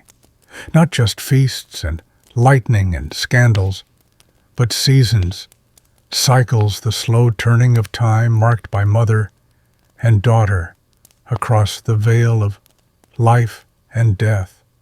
And throughout it all, the family grows. Nephews, nieces, cousins once removed by transformation or curse, spirits of the wind, rivers with opinions, mountains that fall in love, horses that fly, owls that whisper secrets to Athena. You try just for a moment to draw it all again. The chart, the tree, the lineage. But the lines double back. Parents are also children. Uncles marry nieces. Lovers become stars. Villains become victims. Victims become gods. And somewhere at the root of it all still sits chaos, grinning softly. You let the chart go. Maybe the point of it all isn't to understand every connection. Maybe it's just to remember the stories told and retold, like vines climbing endlessly toward something just out of reach. By now your eyes are half-lidded, your breathing slower, and the family tree of Greek gods has become less like a chart and more like a dream, something that curls around your thoughts and tugs gently at the edge of your understanding. But don't drift off just yet. We haven't even gotten to the weird cousins. Because while Zeus and his siblings built the drama, it's the extended divine family, the lesser gods, strange hybrids, and celestial oddballs that fill in the mythological margins. And like all good family reunions, someone's definitely shape-shifting into a goose. Let's start with the Muse's 9 daughters of Zeus and Mnemosyne, the goddess of memory. One night with her 9 daughters. That's math. Only Olympus can manage. Each muse rules over a different art. Calliope for epic poetry, Clio for history, Erato for love poetry, Thalia for comedy, and so on. You can almost hear them now, dancing through mountain breezes, whispering verses into unsuspecting poets' ears, flitting from harp to scroll to stage. You wonder how many artists claimed the muse visited me when they were just dodging a deadline. Then there's Eos, goddess of dawn, who opens the gates of heaven every morning with pink-stained fingers. She's radiant, but cursed, thanks to an affair with Ares. Aphrodite dooms her to fall in love endlessly often with mortals. One such lover, Tithonus, is granted immortality, but not eternal youth. So he ages, forever wrinkled, babbling, withering into a cricket. It's the kind of myth that feels suspiciously like a metaphor for regret. And speaking of regret, let's revisit Pan, the half-goat god of the wild, and one of Hermes' more eccentric children. He plays his panpipes through lonely forests, stirs sudden fear in travelers, hence panic, and spends a lot of time chasing nymphs, who usually prefer not to be caught. Then there's Chiron, the centaur who breaks the mold. Most centaurs are rowdy, wine-fueled hooligans. Chiron, however, is wise, kind, and skilled in medicine. He tutors Achilles, Jason, Asclepius, and other heroes. He's a mortal immortal, wounded by a poisoned arrow he can't heal from. Eventually, he offers to trade his life for Prometheus's freedom, which Zeus accepts. Wait, Prometheus. Oh, right. Let's talk about him. Prometheus is the Titan who created humans from clay, then gave them fire, which Zeus specifically forbade. You'd think the king of gods would be thrilled. Someone invented barbecuing, but no. For his rebellion, Prometheus is chained to a rock where an eagle eats his liver daily. It grows back each night. This goes on for centuries. Historians still debate whether he's a cautionary tale or a hero of enlightenment. But you can't help admiring the guy who looked at humans fragile and clueless and thought, yeah, they deserve fire. Meanwhile, his brother Epimetheus, the Titan of hindsight, is tricked into accepting Pandora, the first woman crafted by the gods as punishment for mankind. She opens a jar, yes jar, not box. Mistranslations are powerful, releasing all evils into the world: disease, toil, jealousy, taxes, probably. Only hope remains trapped inside. Whether that's comforting or cruel is open to interpretation. You look down at the tangled roots of the divine family again and find Selene, goddess of the moon, sailing her silver chariot across the night sky. She falls in love with Endymion, a mortal so beautiful she begs Zeus to put him to eternal sleep so she can visit him whenever she pleases. It's romantic, and also a little stalkery. The stars have stories too. Orion the hunter, placed in the sky by Artemis after his death, either because she loved him or killed him, or both. Pleiades, the seven sisters chased into the heavens by his obsession. The Greeks didn't just chart constellations. They turned longing into astronomy. And what about Hecate again, still walking the crossroads, still lighting the way for those between worlds? She's never quite on Olympus, but never truly absent either. She belongs to the spaces in between. You start to feel that space yourself, the threshold between story and sleep, between myth and memory. The gods become softer now. Their lines blur, their faces fade to silhouettes traced in starlight. There are more, of course, gods of winds and rivers, spirits of vengeance and compassion, beings you only meet once in a single line of Hesiod or a faded vase. The Greeks didn't try to tidy their mythology.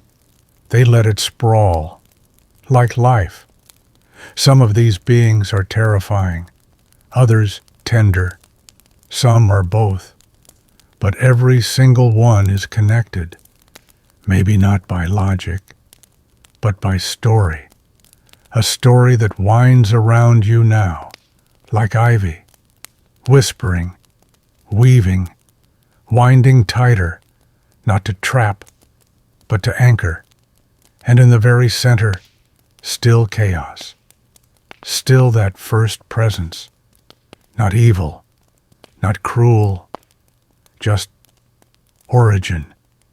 The silence before the first name was spoken. You let yourself float a little. Maybe you even close your eyes. And the muses keep whispering. The night has deepened now. Outside your window in the sky and within the folds of this sprawling tale. Olympus dims behind you, like a fire gently burning down to coals. And yet the stories are still glowing, still unfolding, because the family line doesn't just sprawl. It mutates, entangles, and repeats itself in loops so tangled they make your pillow feel like a knot. Tonight you land softly at the part of the family tree where things get recursive, where gods give birth to concepts, concepts give birth to more gods, and someone inevitably turns into a bird. You begin with the gods of abstract forces, those divine entities you feel more than see, like Nike, goddess of victory, who flits between battles, like a referee with wings whispering favor into generals' ears and disappearing before the bodies hit the ground. She's often seen beside Athena, but she's older, one of those primordial deities, born of Styx and Pallas, ancient names tucked into the footnotes of myth. Or Irene, the personification of peace, who holds a cornucopia and smiles gently, usually ignored until after the carnage clears. Or Dyke, goddess of justice, who was so appalled by human behavior that she flew to the stars in protest, becoming the constellation Virgo. There's Thanatos again, gentle death, and Hypnos, who's still patiently trying to lull you into sleep with soft poppies and colder thoughts. They have a Mother Nyx, goddess of night, born of chaos, herself. And Nyx, she's terrifying. Even Zeus fears her. She's not dramatic. She doesn't yell. She just exists, darkness incarnate, wrapping the world in velvet silence, every evening birthing things like doom, deceit, old age, and sleep, then stepping aside without a word. You don't argue with Nyx. You also don't argue with Ananke, goddess of necessity, older than gods, older than time, often pictured as a serpent coiled around the cosmos. With her is Kronos, not to be confused with the Titan Cronus. Kronos is time itself, inexorable and unblinking. Together, they create the cosmic egg from which the universe cracks open like a secret. It's not a bedtime story, so much as a metaphysical shrug, the mythological way of saying the beginning had no beginning, it just was. Historians still debate whether these myths were philosophical thought experiments or attempts to codify experience into allegory. But for now, you just follow the thread. Because threads matter. Ask the fates, Clotho and Atropos, the three sisters who spin, measure, and cut the thread of every mortal life. You imagine them now in a quiet hut at the edge of the world. One spins with a spindle made from starlight. One measures with a rod no god can bend. One holds the shears and waits. Quietly. Even Zeus can't interfere when they snip. Then you remember, threads aren't just for humans. The gods are subject to fate too. They just don't like to talk about it. Meanwhile, other personifications flit through myth, like half-remembered dreams. Nemesis, goddess of retribution, whose smile is colder than justice and twice as sharp. Phobos and Deimos, fear and dread, twin sons of Ares, who accompany him into battle like emotional support disasters. Eros, god of desire. Sometimes a mischievous toddler, other times a primordial force that predates Zeus. He doesn't just make people fall in love. He unravels them. Desire, after all, isn't always gentle. You start to realize this isn't a family tree. It's a web of forces, some with faces, others with intentions. Every love story has a god in the wings. Every loss, every war, every lullaby. The Greeks didn't just tell stories, they named the emotions behind them, deified them, gave them thrones. And then they told you they're related. It's absurd and deeply human. Now you meet Harmonia, goddess of harmony, born of Ares and Aphrodite, two lovers defined by conflict and lust. Their daughter, somehow, is peace. Then there's Pothos, yearning, himeros, immediate desire, and anteros, requited love. Love doesn't just come in one flavor. In myth, it arrives in shades, each with its own name, face, and tragic arc. And far in the background, Garrus, the god of old age, walks slowly behind every mortal and immortal alike. He doesn't chase. He doesn't hurry. He just arrives. You catch sight of Hebe, goddess of youth, pouring nectar for the gods, smiling politely as time drips slowly down her wrists. She knows Garrus is behind her. One day, he'll catch her too. Back on Earth, mortal dynasties claim descent from these gods. Priam of Troy, Agamemnon of Mycenae, Odysseus of Ithaca, all of them wrapped in the divine, cursed by it, defined by it. The gods don't just shape the world, they populate it. Every emotion, every fate, every internal storm has a mythological echo, and somehow they're all related. And what happens when you try to trace it all? Your eyes blur, your head tilts.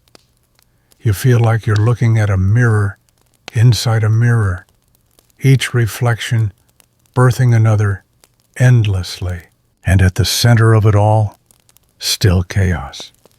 Still that yawning, silent, patient void, watching, waiting, maybe smiling. Because all this drama, all this lineage, started with nothing. And maybe, just maybe, it'll end that way too.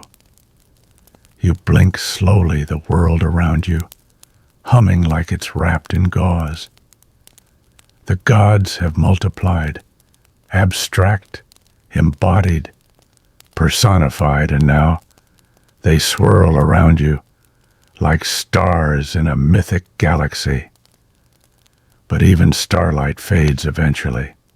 Even gods, immortal as they are, feel the tug of time, of stories, ending of power, slipping from their fingertips. Tonight you drift into a different kind of myth, the slow, subtle fall of the divine. Because eventually, all family trees, no matter how tall, start to wither. Let's go back to Zeus, still king, still casting shadows. But the golden age of his reign has cracks. Mortals no longer blindly obey. New gods begin whispering from foreign lands. Oracles murmur strange fates. Sacrifices burn with less smoke than they used to. And Zeus, he starts to worry. So he begins taking precautions. Not more thunderbolts. Those don't fix everything. Instead, he starts destroying potential rivals before they even rise. That includes his own children, especially those prophesied to surpass him. We've seen this before. Cronus did it too, swallowed his kids, and Uranus before him, stuffing his monstrous offspring back into Gaia. It's a pattern, like lightning striking the same tree every generation. And now, Zeus finds himself haunted by the same prophecy. One of his children will dethrone him. This leads to Metis, the titaness of cunning and wisdom, who he swallows whole to prevent that prophecy.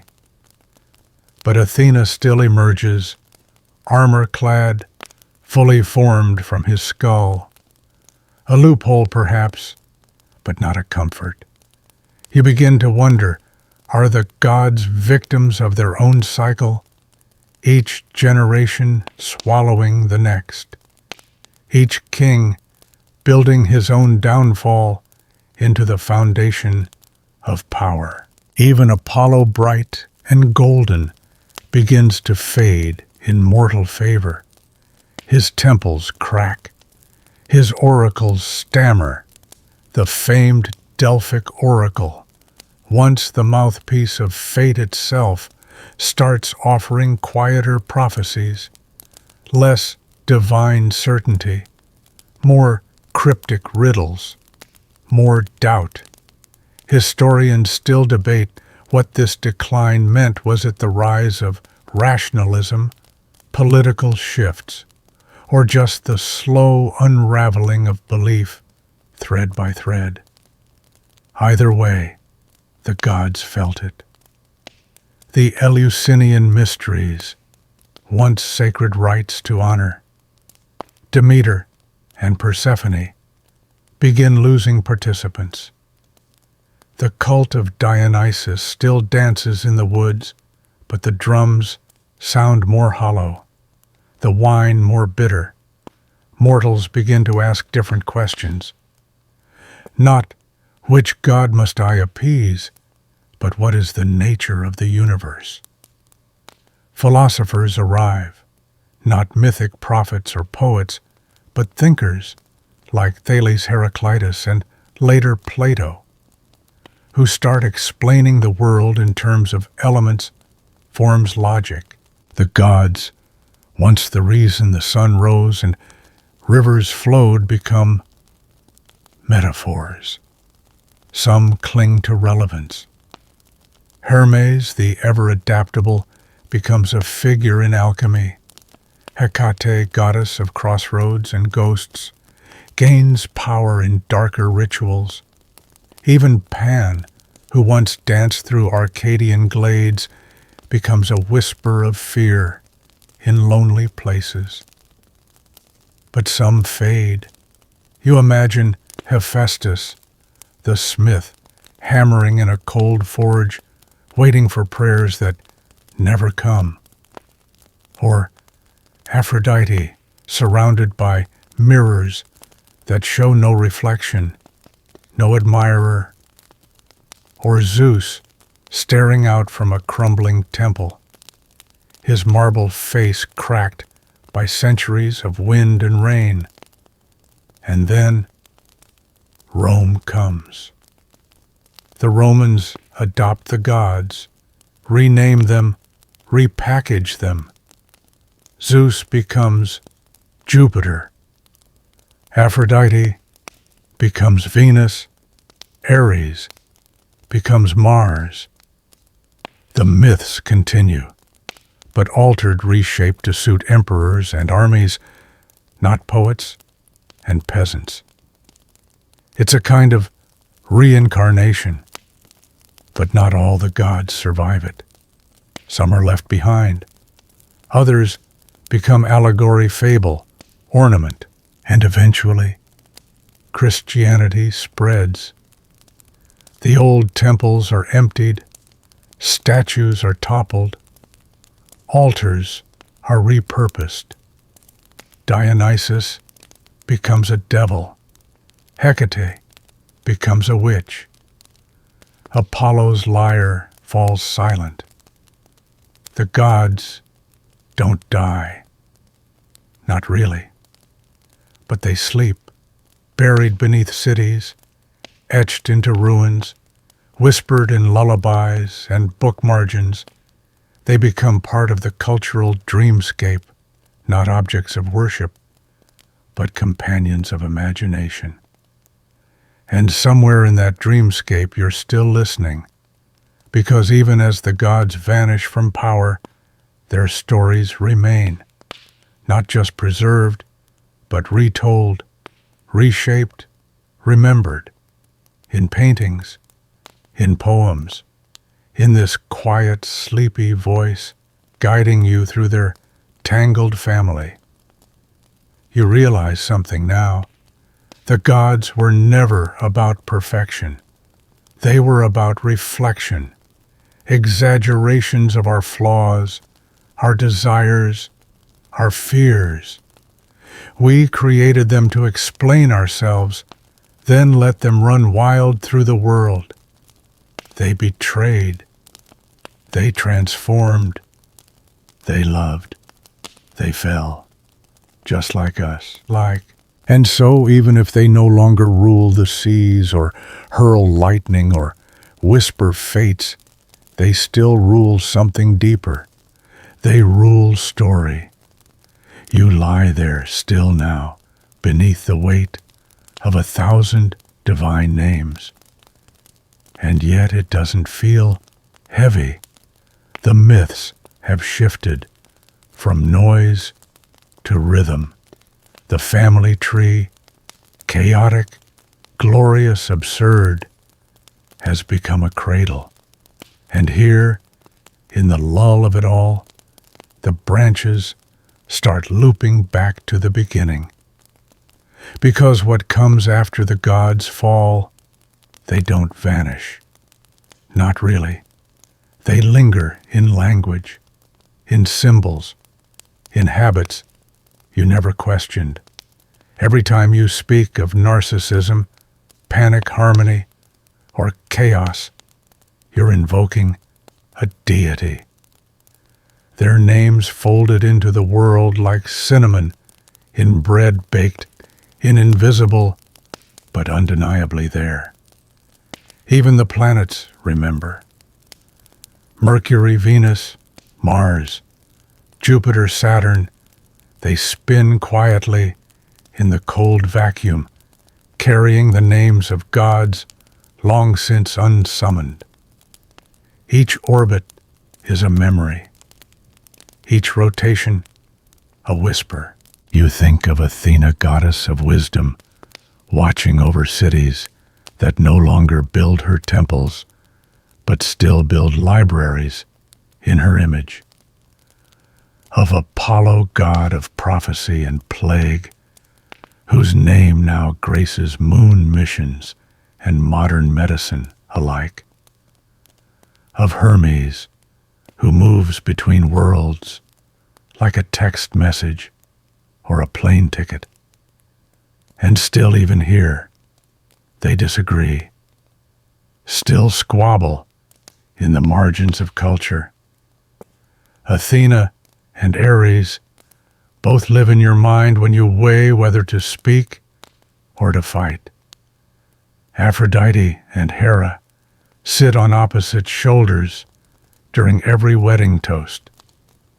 Dionysus comes out during karaoke. Hades, when the elevator music feels a little too final. They're no longer just gods. They're archetypes, tools we use to make sense of ourselves. And the stories keep twisting, because some myths contradict others. Some gods have multiple origin stories. One text says this, another says that, and scholars have been arguing about these contradictions for over 2,000 years. But the Greeks never minded. Their mythology wasn't meant to be consistent. It was meant to be true in the way only messy things are. A truth, not of facts, but of feeling. A mirror you recognize even if the reflection is distorted. Still, you might ask, was there ever a true beginning? Was it chaos or the cosmic egg? Or was it just 1,000 voices around a fire whispering stories until the stars came out? Hard to say. Even harder to say where it ends. Some versions of the myth say Zeus would eventually be overthrown, just like Cronus, just like Uranus. That one of his sons, maybe Dionysus, maybe Heracles, maybe someone unnamed, would rise to take his place. But the texts grow silent after that. It's as if the ancient storytellers, for all their creativity, couldn't bear to end the line, couldn't bring themselves to close the book. So they left it open, half-written, unfolding still. You shift in bed eyes heavier now, and think about how mythology doesn't die, it recycles. Every time a child asks, "Why is the sky blue?" or "Where did we come from?" they're asking for a myth, a story with color characters, a little danger, and a little comfort. And the answers they get, they might not involve Zeus anymore, or Hera, or Hecate, but they still trace back to that same impulse to explain the unexplainable with a story we can love. You think of Echo cursed to repeat the last words spoken to her, or Sisyphus endlessly pushing his stone uphill like every person who ever tried to fix a broken family, or Icarus flying too close to the sun because his dad didn't explain wax mechanics properly. They're not just myths. They're metaphors with teeth. You've met them all now. You've drifted through generations of immortals with terrible boundaries and spectacular outfits. You've seen gods be born, rise, fall, and be remembered. You've traced their family tree until it tangled around your breath and gently slowed it down. And still at the center of it all, chaos. That ancient void, still swirling, still waiting, not threatening, not cruel, just there. And maybe, just maybe, still listening. It's almost funny how something that started with chaos has ended up with such a well-stocked family album. You picture it now, a celestial photo book pages, brimming with dramatic portraits, gods in golden armor, goddesses caught mid-eye roll demigods, flexing with lions or serpents or complicated trauma. The captions, probably just as tangled as their bloodlines. You turn another page, and this time you focus on the lesser-known names, not the Olympians, not the Titanic forebears, or tragic heroes. These are the side branches, the divine leftovers, the cousins. No one mentions the mythological "wait who" that still somehow make the story richer. Start with Moirai, the Fates again, because they deserve another look, not because they do anything dramatic, unless you consider measuring human life with cosmic thread. Dramatic. But because they represent something even the gods cannot control. Destiny. You can imagine them ageless and silent, seated somewhere beyond Olympus, snipping the thread of a king or a beggar with the same blank serenity. Even Zeus can't stop them. And then there's Eileithyia, goddess of childbirth, the midwife of Olympus, often overshadowed by her more famous mother, Hera, but crucial. She decides if a birth goes smoothly or doesn't go at all. Imagine being the child of a queen and still living in the shadows of contractions. Or Iris, goddess of the rainbow messenger between gods and mortals, and somehow both faster and more elegant than Hermes, depending on the myth. She connects heaven and earth not with shoes, but with light. You see her sometimes in the sky after storms, an arc of color that says, yes, the gods noticed what just happened. Next comes Asclepius, son of Apollo and a mortal woman, god of healing, so good at medicine that he starts bringing people back from the dead. Zeus predictably gets nervous and strikes him down with a lightning bolt, because nothing screams respecting healthcare, like vaporizing your best doctor. Eventually, Asclepius is deified anyway. His symbol, the rod with a serpent, still graces ambulances today. A literal, mythological prescription that outlived Olympus itself. You also meet Hygeia, his daughter, goddess of cleanliness and sanitation. Her name gives us hygiene, and while she never slayed a monster or turned a man into a frog, she arguably saved more lives than all the war gods combined. And what about Boreas, Zephyrus, Notus, and Eurus, the four anemoi or wind gods, each responsible for a cardinal direction and a distinct weather mood?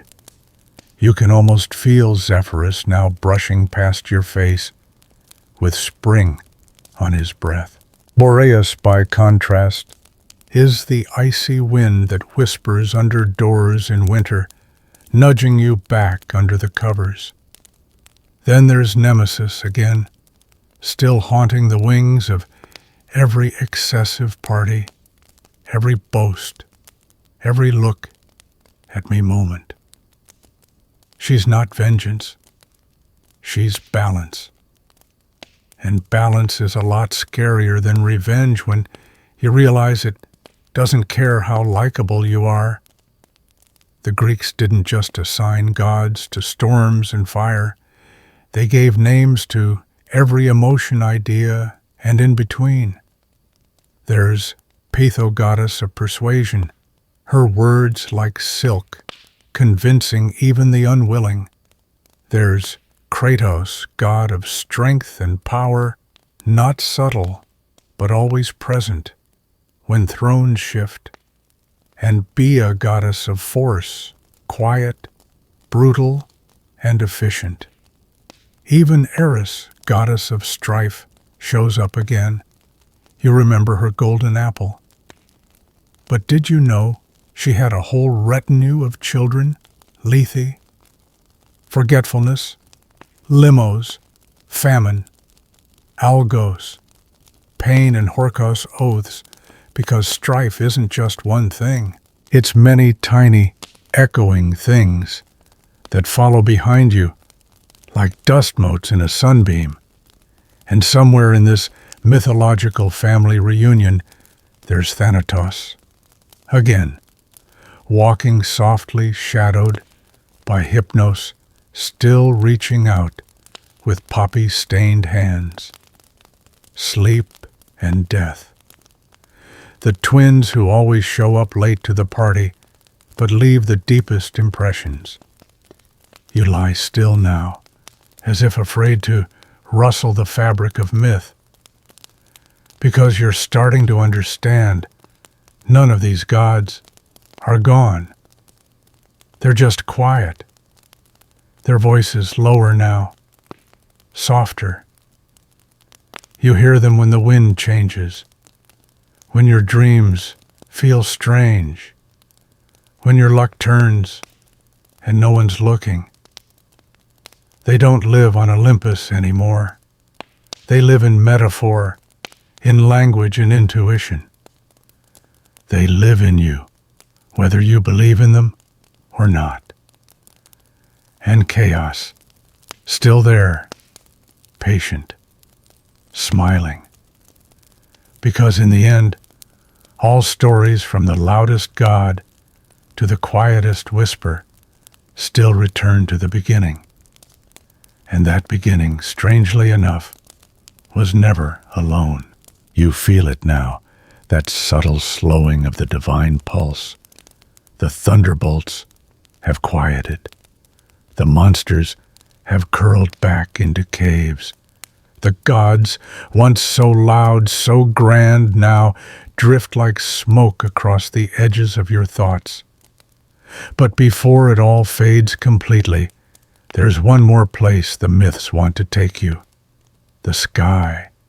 Not just the home of Zeus, but the canvas on which the Greeks painted their final myths. Because when a hero's tale ended, when a monster fell, or a lover vanished, the gods didn't always curse or forget them. Sometimes they immortalized them in stars. You step into the cool night now, looking up, and the constellations seem to whisper. There's Orion, the hunter, his belt shining steady. He was a son of Poseidon, a giant, who boasted that he could kill every animal on earth. Gaia didn't like that. She sent a giant scorpion. Some say Artemis did it instead.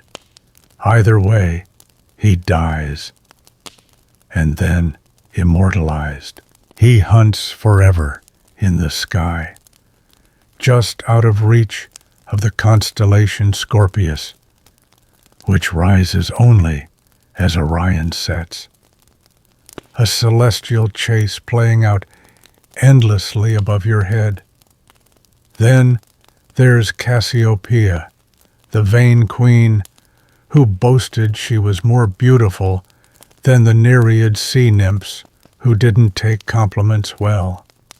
Poseidon, ever the stormy grudge holder, punishes her by chaining her daughter Andromeda to a rock.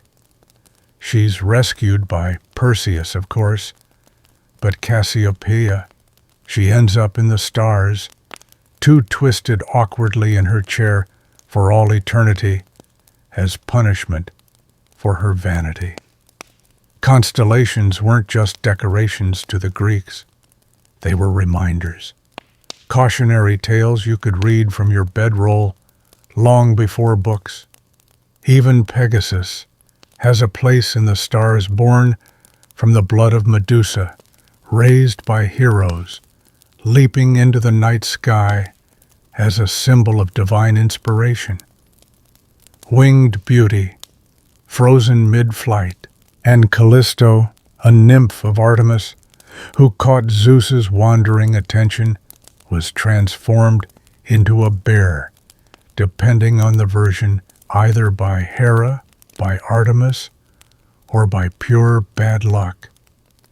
Eventually, both she and her son Arcas were placed in the heavens as Ursa Major and Ursa Minor, the big and little bears. To this day, we still use them to find north. That's the thing with these stories. They outlast their gods. They pass through time not as doctrine, but as direction. The myths became navigation for sailors, for dreamers, for anyone who needed a sky that whispered back.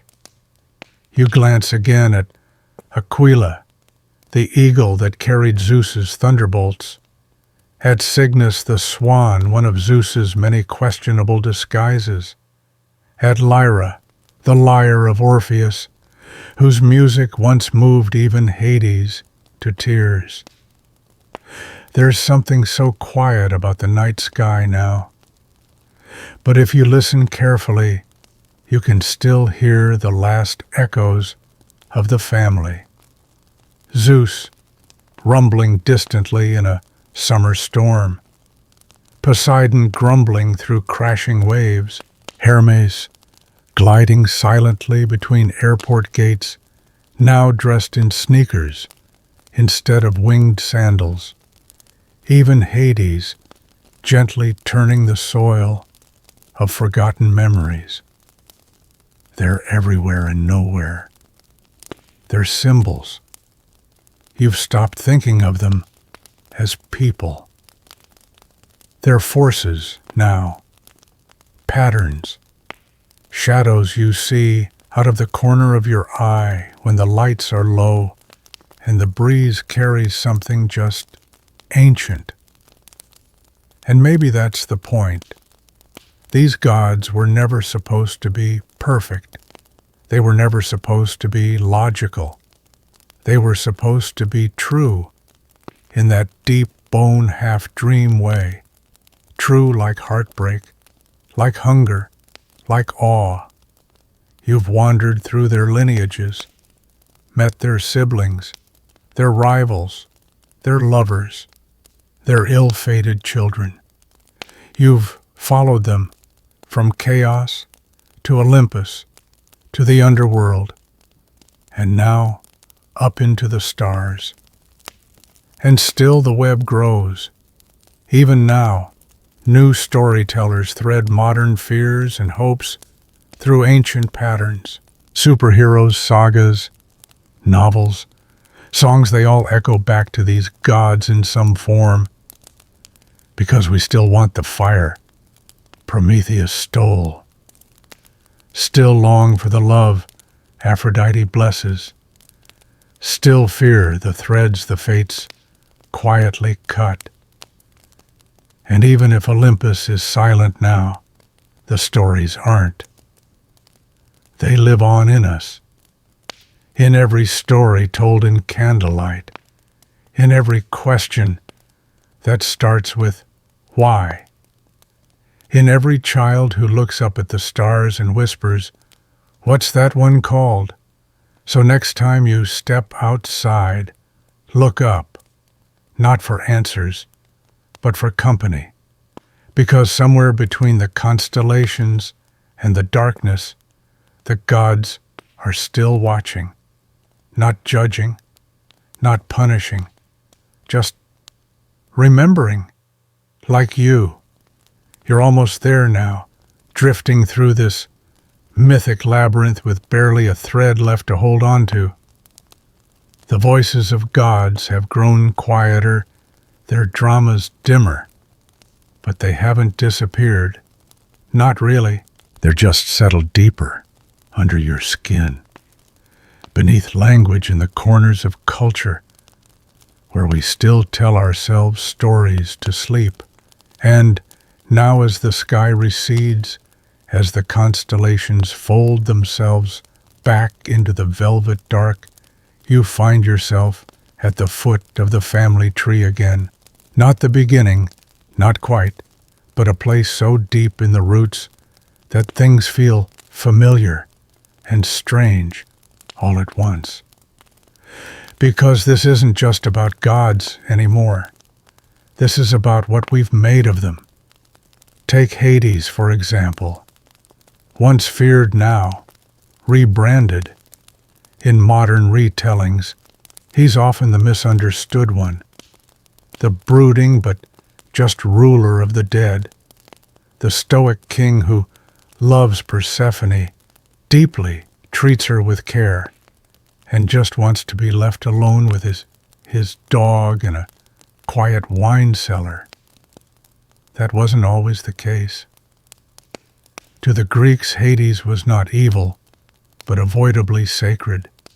His name rarely spoken, his temples rare. But now, you'll find him in novels, musicals, memes. We've softened him, humanized him, made him lovable. Same with Persephone. No longer the abducted maiden, she's recast as a queen with agency, the girl who eats the pomegranate, not out of trickery, but choice. A duality of light and dark, spring and shadow, renewal and return. We've done this with many of them. Aphrodite, once a symbol of chaotic, all-consuming love, now shows up as confidence, empowerment, self-worth. Athena becomes the wise older sister you text when your ex reaches out. Hermes is the ADHD-coded patron saint of last-minute airport runs and weird dreams that somehow make sense 3 days later. And Dionysus, still throwing parties. Only now they're for everyone who's ever felt like the weird one. His temples are theater stages and dance floors and karaoke bars. where people find catharsis in a single half-remembered chorus. It's not blasphemy, it's evolution. The myths shift like riverbeds over centuries. They adapt to the minds telling them. And that's what they were always meant to do. Historians still argue whether myths reflect culture or shape it. The answer, like most things here, is both. Because as we change, so do our gods. And as our gods change, so do we. That's why the tree hasn't died, even if its roots are buried in ruins and its leaves etched on pottery no one reads anymore. It's still growing, just sideways now, into films, into fan fiction, into tattoos and hashtags and metaphors so old we forget they were once prayers.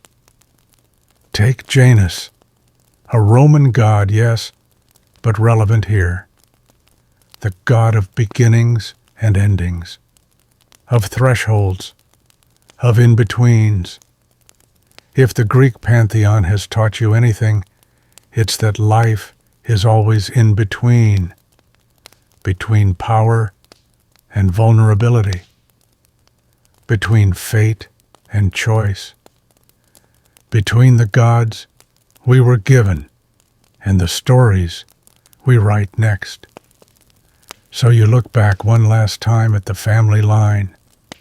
You see Gaia still breathing beneath your feet. Uranus spread out above you, a sky no longer threatening, but infinite. Cronus asleep in the shadows of time.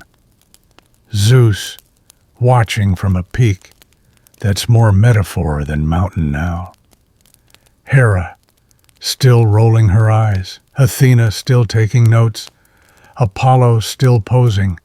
Artemis still running. Hermes still late. Hades still steady. Dionysus still laughing at a joke only he understands. And through it all, you, not divine, not immortal, but still part of the story.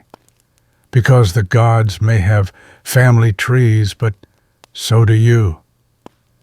Maybe not filled with thunder and fate, but filled with memory, with longing, with the need to believe that someone somewhere understands why everything feels so much bigger at night. And that's where you find the gods again. Not in the sky, not on Mount Olympus, but in the quiet questions you ask in the dark. Who am I? Where do I come from? Will I be remembered? And chaos, still listening. You breathe in deeply now, the way one does before the end of a long walk, lungs full of cool night air and half-remembered names. The mythological fog has thinned, and somewhere behind you lie hundreds of gods, demigods, monsters, forces, and echoes, all chattering softly in the quiet hum of your thoughts. But one last thing draws you back before the light fades completely. The messy, relentless, exhausting beauty of the gods' most human trait, family drama. Yes, divine power, eternal life, elemental domains all impressive. But what really binds the Greek pantheon together is the sheer, unfiltered chaos of relationships. Parent to child, sibling to sibling, lover to enemy, half-brother to ex-girlfriend's cousin. Let's revisit a few of the worst offenders.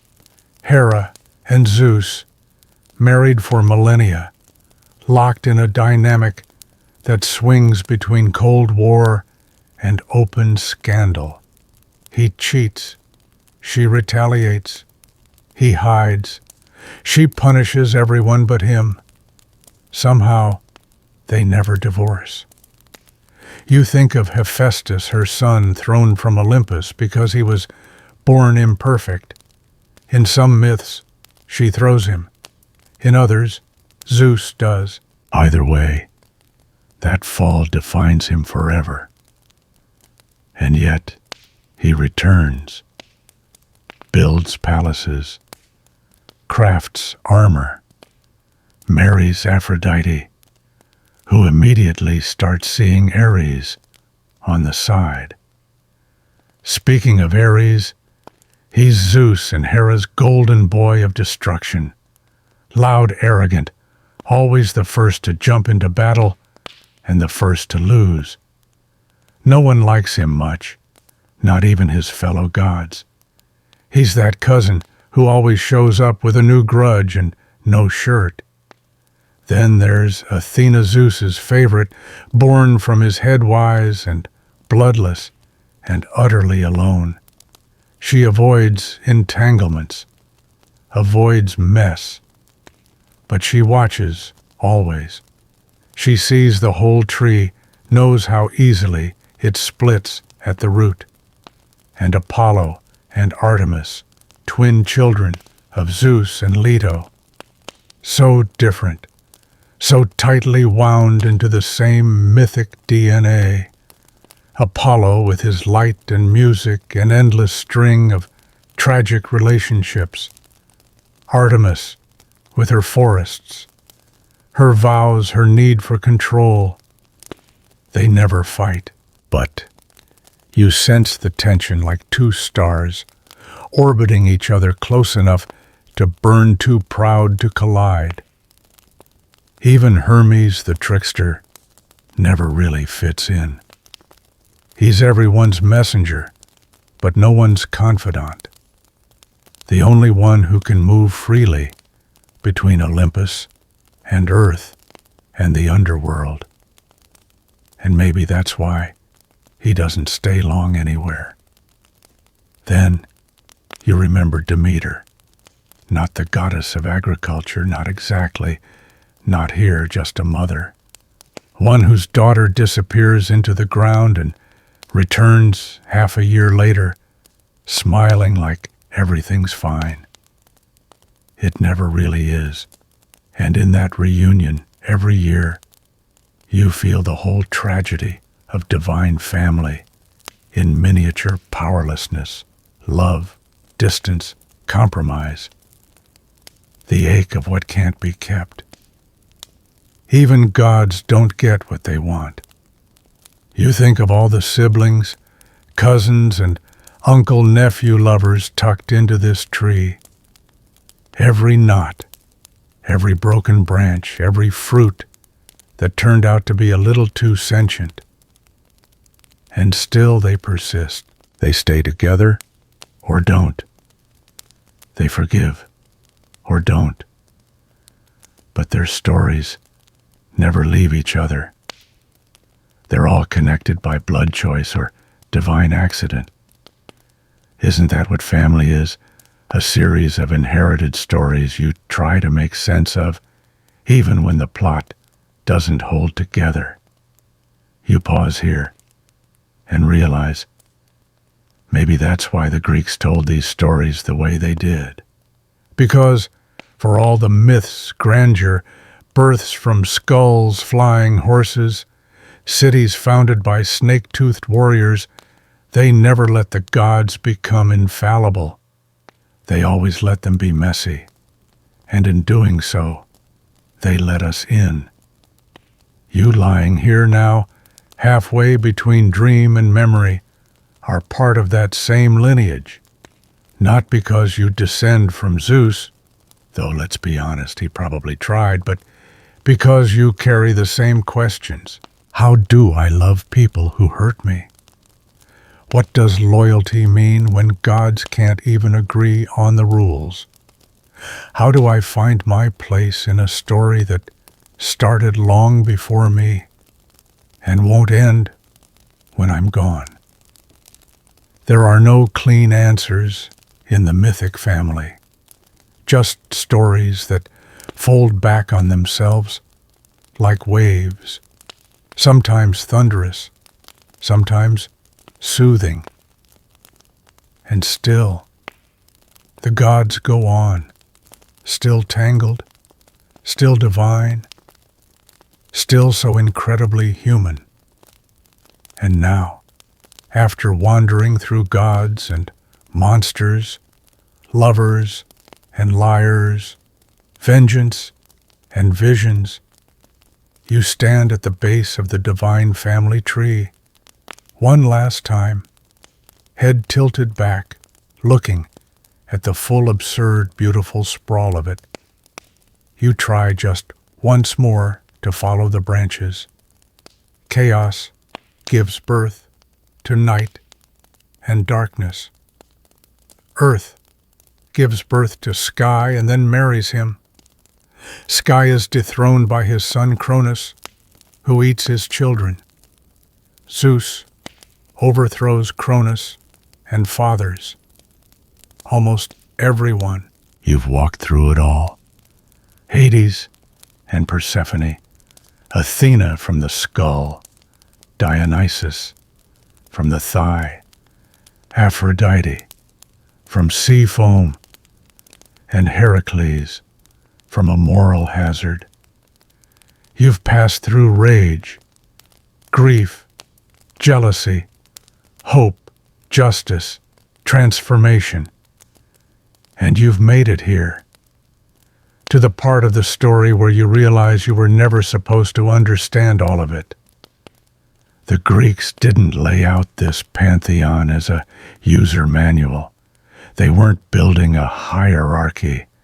They were capturing experience. Every impossible birth, every cursed love, every bird-headed river god, they were all symbols of things that couldn't be explained in simpler ways.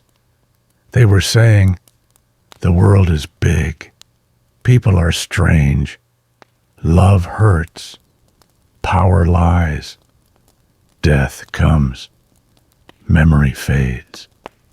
But stories stay, and stories can hold contradictions better than we can.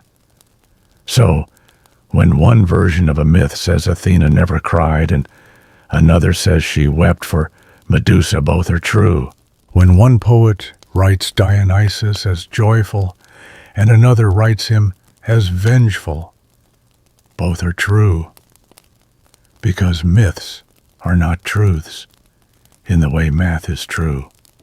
They are truthful in the way music is, which is why they stay with you long after you forget the names. You may not recall which god parented which river. You may mix up which hero slayed which beast. But you'll remember the feeling, the fear of stepping too far into the forest, the hope that someone watches from above, the thrill of hearing your name in a prophecy. Even now, in the quiet hum between wake and sleep, these stories continue. They don't need to be shouted anymore. They're whispered now, through idioms, through moonlight, through the symbols carved into every corner of modern life.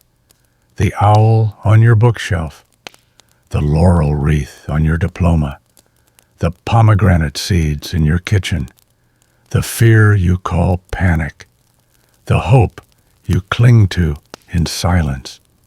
You've become part of the myth now, not a god, maybe, but a keeper, a link in the chain, a reteller of something that began before writing and will outlive the internet.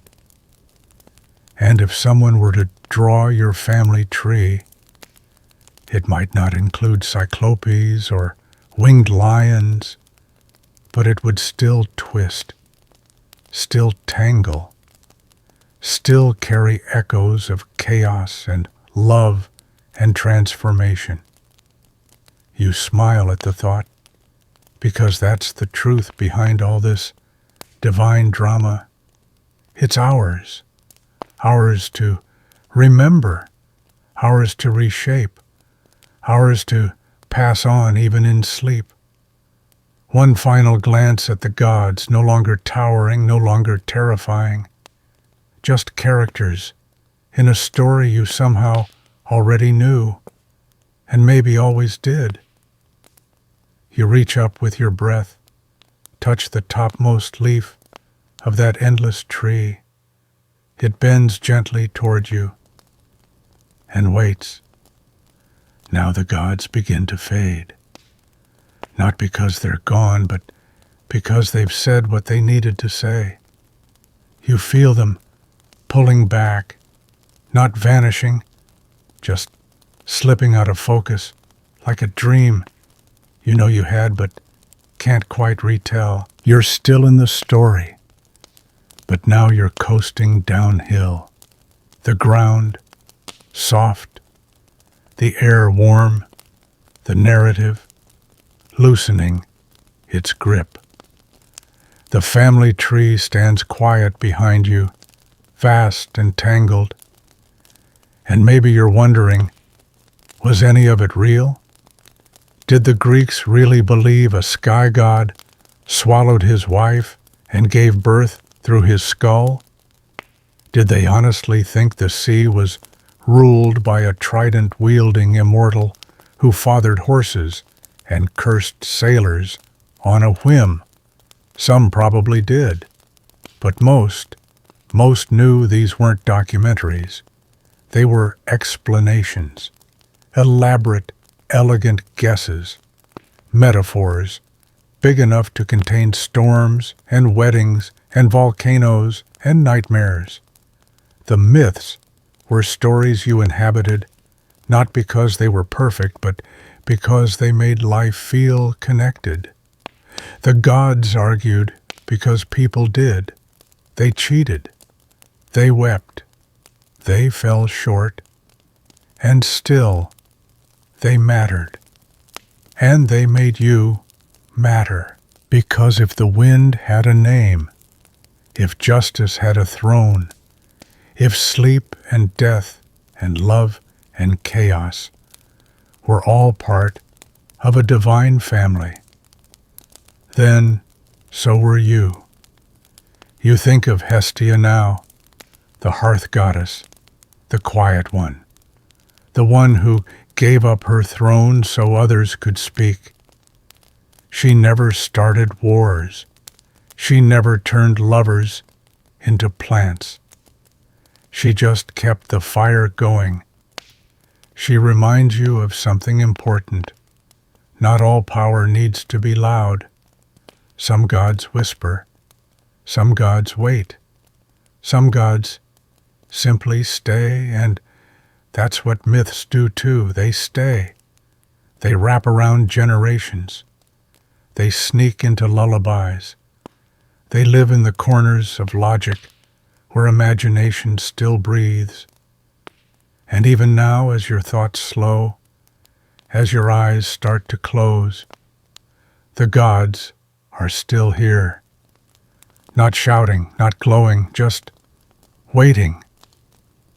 Waiting for the next moment. You wonder about the stars, or why the olive tree feels sacred, or why it's so hard to let go, or why some stories just feel true. And when that moment comes, the myths will reach out like old friends, not to teach, not to punish, just to say, we've been here all along.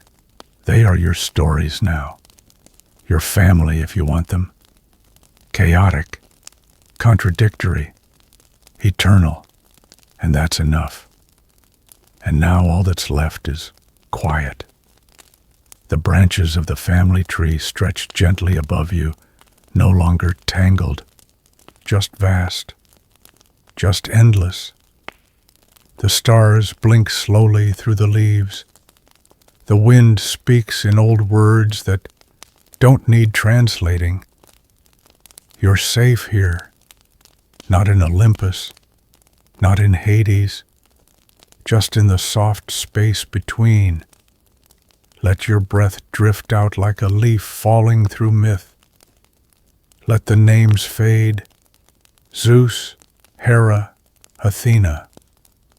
All of them just echoes now. The story isn't asking anything of you anymore. No riddles, no thrones, just a place to rest. The gods are quiet. The night is full. And you've done enough. Sleep now. You're part of the myth too.